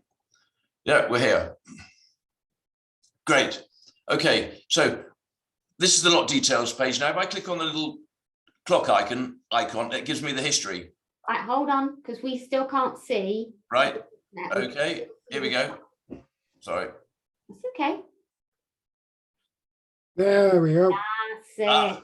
Lovely. Thank you. Thank you for bearing with me. So this property was offered in April of this year, 6th of April. Bear in mind, it had a published guide price when it started at 80,000 and it's available at 109. It didn't sell. But in February, it was offered by a different auctioneer. Bidding reached 108,500, didn't sell. Here in December, it sold for 115,500. But then it was back in auction in February, same auctioneer. What's going on? I think it was because some people hadn't read or understood that it was a very short lease, only 15 years left. Auction House offered it in October, 2 months before then, withdrawn prior. And that was after they offered it in November, contact the auctioneer, unsold. McHugh back in July last year, it was unsold. Then Auction House sold it in July. 111. So it's selling under the hammer, but for whatever reason, it's not going. It's coming back to the room a week, a month later or so. And then Clive Empson sold it for 112. Here the bidding didn't reach, and Saville sold it for 137. So that's just one example. Now, without our site, you would know none of the backstory. I would suggest, if you were thinking of buying this in the April sale, which has just been, you'd be phoning Barnum Marks up and say, why didn't it sell? Or you sold it there, what happened? There is a backstory here, which this is starting to unravel. And this is the only place you're going to find this at auction. And then if I just go back and look at the other one, this is even more interesting. So are you back? Can you see the screen? Yeah, can you see the house in Durham? No, not yet. We can see your slide that says house in Durham. Yeah, okay, fine, great, lovely. So this came up in County Durham with a guide price of 5,000 plus, okay? So let me just go to there. Okay. Looking good. It's waiting to load. Loading, yeah. Loads a lot. I've not seen that come up before. Right. So can you see a bondable lot? Yes. So this had a guide price of 5,000 and it sold for 32,000. Yeah. I don't know whether the guide had been put up immediately before the auction to comply with the ASA regulations. But again, let's go and have a look at the street history. So here it is, selling for 32,000 in February. It's back in their May sale for the guide price of 5,000. Did it sell or did it not sell? Did the vendor buy it in? You want to know that. In December, it apparently sold for 33,000, but it was back in the sale in their first sale of this year. And now it's going in the second. And in September, apparently sold for 38. There's a bit of a story going here. Barnum Marcus, we've seen them before, withdrawn prior, unsold just in July. So in the last one, in the last 7 months, it's been to auction 6 times. Unsold. Here, so in June last year, it sold for 27, and then it was back in the same auction house a month later, unsold. And that's number 15. And then you just have a look down. So that was number 15 we were looking at, all there. And then if we look here, 37, 37, same thing. 65, 65, 65, 65, 43, 43, 43, 43, 43. So same properties coming and going all the time. This is crucial information you need to know, because otherwise all you're going on is the guide price. It's only an indication where the reserve is currently set. You need to know, has it been to auction? So I think you'll agree. And 30% of the lots have got history similar to that, where it's been at least once before. So are we back with lots that have been to auction before? I'm sure I've done a mentorship on that road. Yes. Okay. Now, what I want to show you is, some of you may be thinking, well, I'll go to house, house prices on Zoopla or Rightmove, where you can see what's happened in the land registry. Well, the one in Dartford in Kent, the Maidenhead first one, there are only 2 entries in land registry house prices for it. Where it's sold by Savills for 137 in 2016, and when it was sold in 96. That wasn't an auction sale. Yeah, so English, as I've gone on to show, house price data is of no use to you in trying to work out what things are sold for at auction. How do you estimate likely sale price? Well, in private treaty, if I said to you, look, I've got a house for sale and it's just around the corner from you, or in a street you might know, you'd be going straight on to Rightmove to see what similar things are sold for or people are asking for. Same buying a car, somebody offers you a nice Mercedes, you go to Auto Trader and see what they're asking. But what do you do in the auction world? There's only one place you can go, and that's to a place with 850,000 historic lots, searchable as you saw by loads of parameters, and it's us. So we are unique in holding auction house price data, sale data. Some people say to me, well, of course, I could go to house price data on Rightmove to get it. No, for these reasons, for 5 reasons, it's of no use to you. About as useful as a chocolate ashtray on a motorcycle. Crucially, when you go to house price data, it does not say, was this a private treaty sale or auction? You are buying at auction, you're interested in auction sale prices. So it doesn't mention, you recall 2 slides up. I'll just go up there. Sorry, this one, where does it say here, auction sale, private treaty sale? It doesn't. You have no idea that this first one was an auction sale and the lower one, the earlier one, was a private treaty. It doesn't list the unsold lots. It's almost as important to know whether a property's been offered and unsold as it was whether it's sold. We do. When land registry takes between 4 and 6 months from when a sale completes to actually list that property on their database. So whatever happened in the last 4 months, you won't know about anyway. And for some reason, we have as I say, the land reg database, and we match that the sales there against what the sales we've recorded at land on our system for auction lots. And about 50% of all the sales which happen at auction are never even listed on the land registry site. So you're only looking at half the story, and they don't list commercial properties. So if you want to know what's happened in the past, sadly for you, happily for me, you have to come to our site. Viewing the property, 3 types of viewing: appointment, you arrange to go at say 10:30 in the morning, or block viewings, very, very popular. And a lot of them are now doing virtual viewings. But it's important to remember with a virtual viewing, the camera can't smell the dry rot. It might not see the fact that there's fresh emulsion on some wood chip paper just been applied, which is hiding a multitude. I see I'm hitting a corner here, Jan, of where it's been touched up. Virtual viewings are great to get a layout for the property. There's no substitute for walking the property itself. And of course, lots of things you can take. I always take a sonic tape measure, screwdriver to shove into the skirting board to see if it's dry rot. Don't get caught doing that. Damp meter. All of these things are really cheap to buy. Fantastic tools. and a camera or a video so you can refer back to it. But viewings, there'll only be, for most properties, 2 viewings a week leading up to it for half an hour. You've got a lot of work to do. You want to get round there, but do view the property. Too many people are buying blind and they are not looking at the legal packs. I've coined this phrase that too many people are treating the auction catalogue like the Argos catalogue. It's not click and collect or click and deliver. You're buying a really serious asset, probably the most money you'll spend on something. You've got to do your due diligence. Funding the deal, well, your own money is best. Obviously not cash. Auctioneers don't take any cash now. Friends and family, a lot of people join up with people. If you do that, obviously make sure you comply with the FCA regulations concerning that, and that you have a written agreement so that if it doesn't work out, all the parties know what their liabilities and what they can expect to get out of it. A lot of bridging companies involved in auction. Bear in mind, typically a catalogue comes out, the auction is going to be 3 weeks later.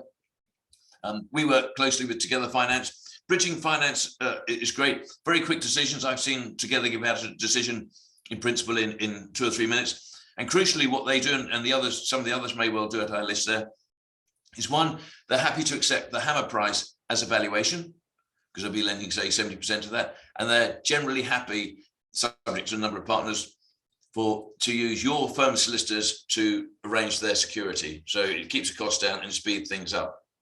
So do look at bridging. Yes, it might cost, sort of 8-9% a year, but look at it as somebody who's making it possible for you to do the deal. Do get in there, do the work. Then as soon as you've sorted out the refurbished or whatever, then get out to some better value long-term finance. But don't bother trying to go to any of these people for a sort of domestic mortgage. 3 weeks time, you haven't even told them how much you spend on vet bills and gym membership. So domestic mortgage is not viable in the auction environment. You could bridge and then go to a long-term finance, but you wouldn't get it all sorted out in time. Couple more deals gone right. There's nice property, 55 uplift. Strategy for checking legal document. It is absolutely crucial that you check the legal pack out. Okay, so this is a strategy which I employ. I've been using the firm solicitors I use for now. I think the first deal we did with was in 83, so that's coming up to 40 years, crikey. Partner I was dealing with them is now retired, but he took over. He's been looking after me about 30 years. What you've got to do, if you see a property coming to auction, you will not have time between seeing the property on the portal or on the website and the auction day to find a solicitor to get you working for them who you understand. You've got to have a good working relationship, preferably with their mobile phone number, so you can tell them you found a property before you start looking for it. And they've got to have an understanding as to how you're going to work. This is what I do. It works for me, and it could work for you. If I see a property I want to buy, the first thing I do is I check out what the likely sale price is and its history using our historic database, seeing what similar things have sold for, because the market, one auctioneer might get a few bob more, but it's generally going to tell me that the guide price might be, I bought a property the other day, that the guide price is 200. I thought it was worth about 225, and actually I got it for 222. And that was based on information I'd seen on my site. So I knew what it's like to sell for, and it was in my price bracket. It's pointless just saying, oh, well, basing a valuation on the guide price is only where the reserve is. It's going to be low to get you interested. You've got to get the comparable data in. Before I get my solicitor involved, I read the legal pack looking for reasons not to buy. Now, that might sound a bit mad, but if I can find a reason not to buy it, then I haven't got to worry about checking all the rest of it out, because it's a non-starter. And I'm going to show a couple of examples in a second. If I see a reason I think, not sure about that, I phone Brendan up and say, Brendan, I'm looking at this lot. Could you have a quick look at this document and tell me what you think, whether it's what I'd like to buy? So I'm telling him what to go and look at. So he's not starting at document A and going all through the whole list. He will look at a specific thing I want him to look at. And he might say, no, don't worry about that, Dave. There's nothing to worry about. It's not relevant now. Or I wouldn't touch this because I know what your profile is. If I can't find any reason not to buy it, I then ask my solicitor to do a report. I ask him to do them looking at the documents where there might be an issue to begin with, special conditions, covenants, etc., and not just start with last document I'd want my solicitor to read first and give a comment on would be searches. Unless you live in a mining area, there's not much comes up in searches, but special conditions and covenants are where there may be issues, and also what you want to do with it. So you've got to have that sort of, you know, if you phone the solicitor up and say, look, I'm thinking of buying this house because I want to convert it into an HMO, I would think he'll be going to see if there's any restrictions on you doing that in the covenants. And I get him to report and give me the all clear if it's good to go. What is the most important document in the pack? Now, if we're on an open mic, I'd ask you to call out answers. I'm going to tell you what the answer is. I think it's a document which isn't there and should be. So the legal pack is put together by the vendor and his solicitor, and just because there's a document you ought to read isn't in there doesn't mean that you should go absolutely not go and bid on it. You've got to, if there's a document missing, you've got to ask the question. If it's not coming forward, you've got to ask why. So in simple terms, I was looking at a flat the other day coming up, and there was no service charge records. Are you going to buy a property unless you know what the service charge is and what this sinking fund and all those arrangements are? I don't think so. And if they won't send it to you or upload it, you've got to say, why are they withholding it? Is it full of bad news? Are they hoping somebody's going to buy it blind? So that's just an example. And my strongly recommend you must take legal advice prior to bidding, but you can go looking for issues that would deter you from bidding on the lot. And I'll give you some examples. Supposing I'm looking for properties which are showing a 10% return yield. Yeah. This flat came up for sale in Liverpool. I was on my way to see Ben Moore's when I saw the board outside. And you can see there, it actually sold for 67, income 72. That's a 10.75. So if I'm looking for 10% yield, because I want high yielding flats, that would, and the guide price was about 65, that would tell me that that is a potential. The first document I looked at when I looked at this property, I wasn't thinking of buying it, just I was intrigued, was the service charge of 3,137, which brings the yield down to 6%.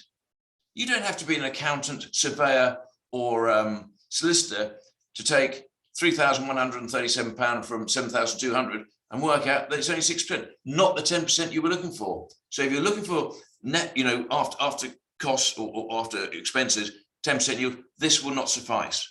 You can do some of this work yourself. Special conditions of sale. This is where the snakes are, and some of them are extremely venomous. It's been mentioned a couple of times already today. So the sorts of things I've seen in there, and these special conditions are drawn up by the vendor and or their lawyer. Sometimes they're posted at the very last minute. You know, most auctioneers shut the opportunity to upload legal documents on the night before the sale, and you are buying subject to them all. Just because you think it's not fair doesn't mean it won't apply. And a lot of people are coming really, really unstuck. I probably speak to 1 or 2 people a week who have bought blind, not inspected the property, just thought it looked cheap on Rightmove or the auctioneer's website, paid the money, and they are really regretting doing it. Sorts of things I've seen, and the special conditions, you really must read it. Special conditions, Wandsworth Council in London sell quite a few of their houses off, and they put in there, because they want to maintain the sort of family lifestyle, buyer has to be an individual intending to live there. So if you wanted to rent it out, I saw another one, so you couldn't buy that in the name of a company, for example. We are seeing the second one, buyer to pay additional fees to vendor on top of the bid price. I had a buyer on the phone the other day in tears. He had bought blind a house for £100,000 approximately. He phoned his lawyer, said he just bought this house at auction, thought he'd done really well. The lawyer looks at the special conditions. So there were £20,000 in extra fees. £20,000. He decided to drop his 10%, but he had ticked a box to say, I've read and understood the legal pack, raised any queries I've got, and I understand that, and the terms and conditions say that, you know, if you don't complete common contract law, you could be sued for the balance and all the damages. So they then went and sold another day and say sold for 70,000.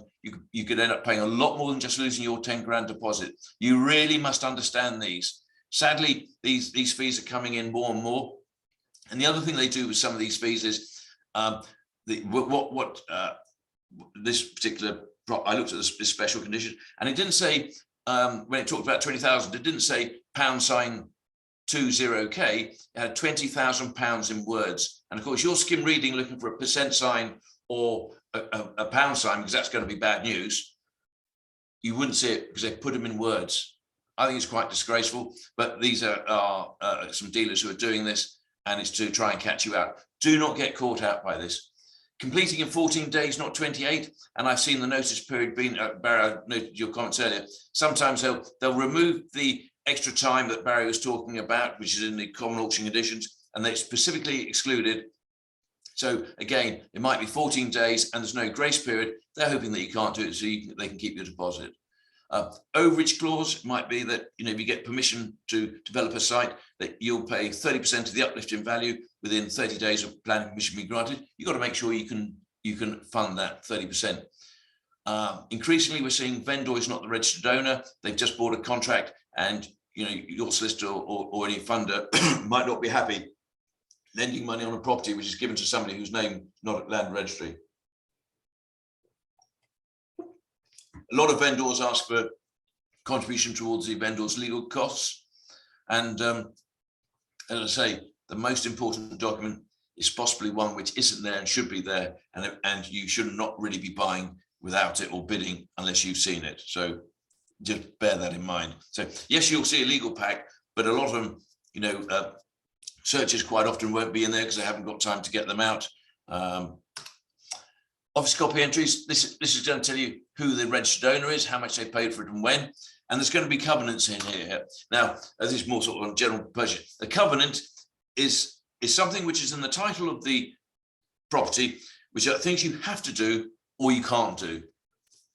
So examples would be, well, you got to pay the service charge, or a restricted one might be you can't build within 8 meters of boundary. So you might see a property and you think, oh, I'll build a rear extension out the back, use up my permitted development rights and build an extension. There could be a covenant saying that in favour of your neighbour, you can't build within 8 meters. If you see a covenant which you think goes against you, don't go telling the world about it. Get on the phone to your lawyer. It could well be that you can get an insurance policy to protect you, that if you do breach the covenant and somebody sues you, you'll be covered under an insurance policy in the event of a claim by a neighbour. But don't go talking to them, speak to your lawyer. So if you see a covenant you're not sure about, check with a lawyer, really important. Neighbour might have right of way over part of your land. That'll be in the covenant. You might not like that. Age restriction, quite common. We've got a lot of retirement flats coming to auction. They sell for about 20-25% less than a similar one-bedroom flat on the open market. Don't be fooled. You can't put somebody in there to rent it out to them if they're not qualifying age. Other matters to check: title plan. You know that you'll see the boundaries sort of mapped out in red. Make sure what you're looking at is what you're buying. Lease plan, really important. If you're buying a flat, make sure in the lease that the layout of the flat accords with the layout on the ground. So a flat came to market about 2 years ago. Harman Healy sold it, and it sold to a couple. It was going to be their first home, I think, and they hadn't really taken much legal advice. And it was a one-bedroom flat. They sent a surveyor around, building society valuation, and he wrote his report. Lovely one-bedroom flat. The lawyer acting for the bank saw this report and thought, one bed on the lease. It's a studio room. Somebody had split a studio room into a living area and a bedroom, not got freeholders' consent. The property was unmortgageable. They lost their deposit. I'm giving you a lot of bad news. It doesn't happen very regularly, but I don't want any of you to fall into it. These are sorts of things you've got to be careful about. Date vendor purchase it. Some, as you know, builder societies have a 6-month rule as to how often they want to see things turned. This you'd be doing if you're buying something outside auctions. You know, you're going to check for TPOs, conservation area, greenbelt, because this could affect what your development potential is. And if you're going to use the PDRs, you should be looking at the planning history for the far. You know, I would always look, before I buy something, look at the planning history at the local authority and in the street as well. Give you an idea as to what can be done, what can't be done. 2 types of auction at the moment. Live streamed. This is where an auctioneer will stand in front of the camera. You'll register to bid. You'll put a credit card in to put a deposit down. and he will then say 40,000 up on your screen and pop, click here to bid 40,000, and lots of people do click on that. The first person to bid the 40,000, their name will go to the top of the list, and the auctioneer say, thank you, Mr. S, I'll take your bid of 40,000, he'll give me 45, and the clerk changes it to 45, and that's how it goes. They are running quite slow. Most live streams are only running about 10, 12 lots an hour, so you're in for a wait. And then there's eBay style auctions, which is just like eBay, no human intervention, it's all automatic, and that's the more popular type of auction. And then we've got the two types of contract. Unconditional contract, that is where an exchange of contracts takes place on the fall of the gavel. Yeah, you're deemed to exchange contract on the fall of the gavel. A conditional sale is, as Barry alluded to very clearly earlier, and this is similar to modern method of sale, is where you will pay, the vendor won't pay a fee to the auctioneer or estate agent, but the purchaser will be required to pay a premium, which is a percentage of the hammer price plus VAT, typically 4.2%. And if it's a conditional sale, what happens is on the fall of the gavel, you are effectively buying an option to exchange contracts at that price within a set period of days, and typically it's to exchange and complete within a set period of days, normally 8 weeks. If you walk away from it, you'll lose your premium, so you've got to make sure you want to go ahead with it, but you couldn't be sued for any loss of profit other than the by the vendor for not going ahead. I took on board all Barry's points about letting the buyers know, and certainly years ago there was no notice. So I was up at one of the larger companies in Newcastle a little while back, and they took me through their due diligence, and I went in the room where the staff were phoning all the vendors saying, do you understand that the purchaser, if they're doing their job right, will be reducing their bid by the amount of what they're going to have to pay on a premium? And all the calls were recorded and then listened to by a supervisor. And if a supervisor felt that they were just going, yes, yes, yes, they would then pick up and speak to the vendor direct. But certainly until recently, I think it was shrouded in a bit of sort of cloak and daggers, Barry. I think you'd agree with that. But it has got better. But yeah, it is a huge amount of fees to pay. And interestingly, these premiums, because they're all subject to a minimum, Barry gave a very good example, sort of a £6,000 premium on a £40,000 property. It is starting to affect the valuations. Valuers use auction prices for comparables. And if somebody is knocking £6,000 off a house, that would take that sort of 40,000 from 46 to 40,000, 12% house price fall almost. And it is causing a little bit of issues there with the comparables that the valuation surveyors are using. Nearly there. Ensure it's going to be offered. If it's withdrawn, you'll probably get an email if you've registered for the legal documents. If you're bidding, do please read the bidder guide. Yeah, we provide the bidding platforms for about 75% of all the auctions in the UK. And the number of people who think it works their way, not our way, it never ceases to astound me. And they go, I didn't know that. And I said, well, you didn't read the guide. You said you've read the guide. You ticked a box to say you've read the guide, but you haven't. It's all written there on page 4 or whatever. Register in good time, really important. Otherwise, you might not be able to do it. And check the addendum. On the website, there'll be addendum, which are last minute changes which the auction has seen or since the catalogue was released about the property. It might be this property has only got 2 bedrooms, not 3 as originally stated, for example. Really important you read that. And don't leave bidding to the last few seconds. A guy was on the phone to me last week. He had bid and he thought he'd won it. He bid. His bid arrived at our service 1 millisecond after we closed the auction. And he said, well, you should leave extra time. I said, you've had 24 hours to bid on this property. Why did you leave it so late? So, and we find that we do say in the bidder's guide that sometimes client machines are running maybe half a second behind ours. Ours takes precedence. So don't leave it to the last second, certainly not to a millisecond, maybe 2 or 3 seconds before. If you bid, you're not going to, sniping, which you can do on eBay, doesn't count here, because what we do is, if there's a bid in the last, say, 30 seconds, we extend it by another 30 seconds and carry on doing that until there's no further bids. So sniping has no relevance in this. If you don't want to bid on the internet, organise a telephone bid with the auctioneer. Remember, you're bidding to buy. Please, you're not in Argos. on a click and collect, you're buying property, very serious consequences. You'll need to pay 10% within 24 hours.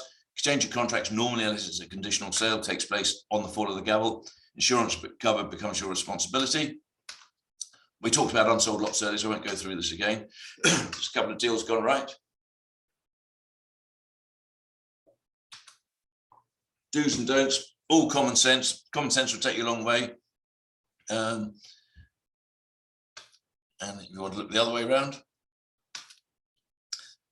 When an auctioneer is setting a reserve, he generally wants between if you like, the perceived open market value and where the guide price and reserve is going to be. He likes to, if he can, get about 25% of headroom, so it appears a clear opportunity to a potential bidder. And so for every 5 lots an auctioneer sees, generally they'll only take 1 on. So this property came up in Essex. This is in 2008, just before Lehman Brothers. Was on at 160, didn't sell, this private treaty, reduced through the estate agent to 145. Then went to auction in August 08, so we got the financial crisis looming. It was unsold at that auction at 115, and you can see between the 145, it's about 25% off, that is 115. It then went to auction in October, sold for 101, and looking at my land registry records, I could see that it was sold later, 3 months later, for 122,000. So again, nice sort of 20,000 margin there, less cost. And the final example was near where I live, a shop and upper park in Sussex, and down the back was a car park to the left-hand side of the barber shop. A friend of mine almost bought it for 190. He offered 190 prior. The vendor wanted to take it, but the auctioneer said, "You're mad, you're going to get a lot more." My friend Peter was going to go to 245. He actually bought it in the room at 247, and he got permission to build a house in the car park and separated the flat from the shop and sold the whole lot for 350 grand. So nice term, probably about 10, 15 in planning and legals, but yeah, good deal that. This is what auctioneers say about us. I know the burning question is, that's me. So you got my email, telephone number. Do email me if you'd like a trial. And if you do take a trial or want to subscribe to us, those are our fees. And if you did join us, the next week or so, I'd give you the extra months for a year or 1.5 months for 6 months. So I'll leave that up. I'm done. Do you want to do any questions, Janet? How are you for time? I think so. Yeah, I think that's fine. If anybody's got any quick questions, pop them in the chat box, because I think that's the best way of doing it. If anybody's got any questions, anybody? Pop them in the chat box to Tim. So you need to find. Oh, can you do that to Tim? Barry?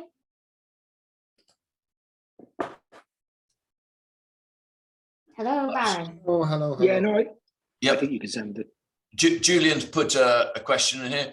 If a property has been through the auction house multiple times, how do you find out why that has happened? Via your portal? We won't know. Well, we know it's not sold, Julian. Really, you phone the auctioneer up and say, "I see you've offered this 4 times. It's not selling. It's going under the hammer. What's happening to it?" And hopefully they'll give you some indication.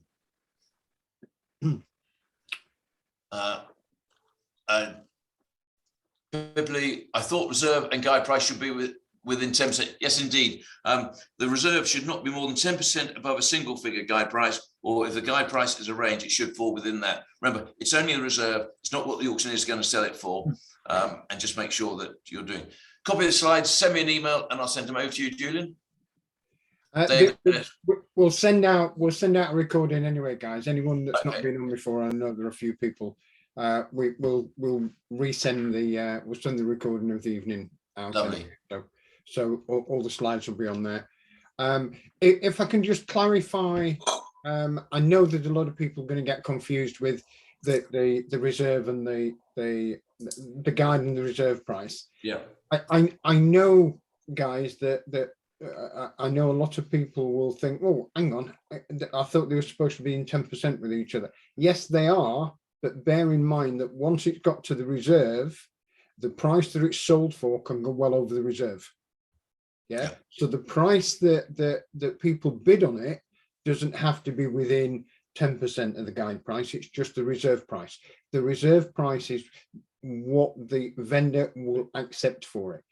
If the vendor says they will accept £150,000 as a reserve, yeah, and then someone offers 110, 120, whatever it is, 160, whatever it is, that difference is fine. That's not an issue. But it's only the reserve and the guide that's got to be with 10%. And what most people will do is overbid over the reserve. Yeah. And it is subject to change. That's crucial to remember. Okay. All I've got to say then, David, is thank you very much. Because no, thank you for getting such a great audience. Appreciate that. Enjoyed that. Absolutely brilliant. Right. Did you all enjoy that, guys? Give us a shout. Give us a thumbs up. Find the thumbs up and give us a thumbs up. Go on, you know how it works. Yeah. Absolutely fantastic. Sorry we've gone over a little bit, but I thought it was important to sort of to get everything in. Brilliant. Could you take your slide down now? Sure. Yeah. Stop share. Oops. Okay, I'm going to leave you. I'm staying with my friend. So, yeah. On behalf of everybody that's been on, David, can I thank you again? And I'm sure some of these guys, we will be recommending that they subscribe, because it's, you know, it's a good piece of software that normally an awful lot of people don't even know about. And there's no other site like it. Yep. Yeah, fantastic. Absolutely. Thank you so much, David. Thank you. Cheers. Have a good day. Thank you. Bye-bye. Okay, right. So thank you to David. Thank you, as always, to Wayne and for his bit and the massive amount of input he's put in this evening. As always, thank you to the most important person in my life. Yes, that's you, dear. Yeah, I know. But most of all, thank you to each and every single one of you for being here, supporting us month in, month out. And we will see you on the 25th. Don't forget the 5-day challenge that Jeanette has set you. She's going to be looking at the post that you do over the next 5 days. She wanted to do 7 days, but yeah, I thought no, we're not. You didn't know 5 days. That's okay. You just get into the habit of it. Did you get enough content? Yeah. Yeah. There's actually I did see a lot of you taking some photographs, thinking that'll be good content. That'll make a post. So fantastic, brilliant. Get it out there. Yeah, that's how you get people attracted to you, because they see what you're doing. So well done, guys. Yeah, put your posts on Facebook. Tell them that you've been on. Tell them what content. You tell them how good David and Wayne has been. And we will see you in a month's time with Michelle Coates, who is going to tell you all about property accounts. Okay, guys, take care. Love you all, and we'll see you soon.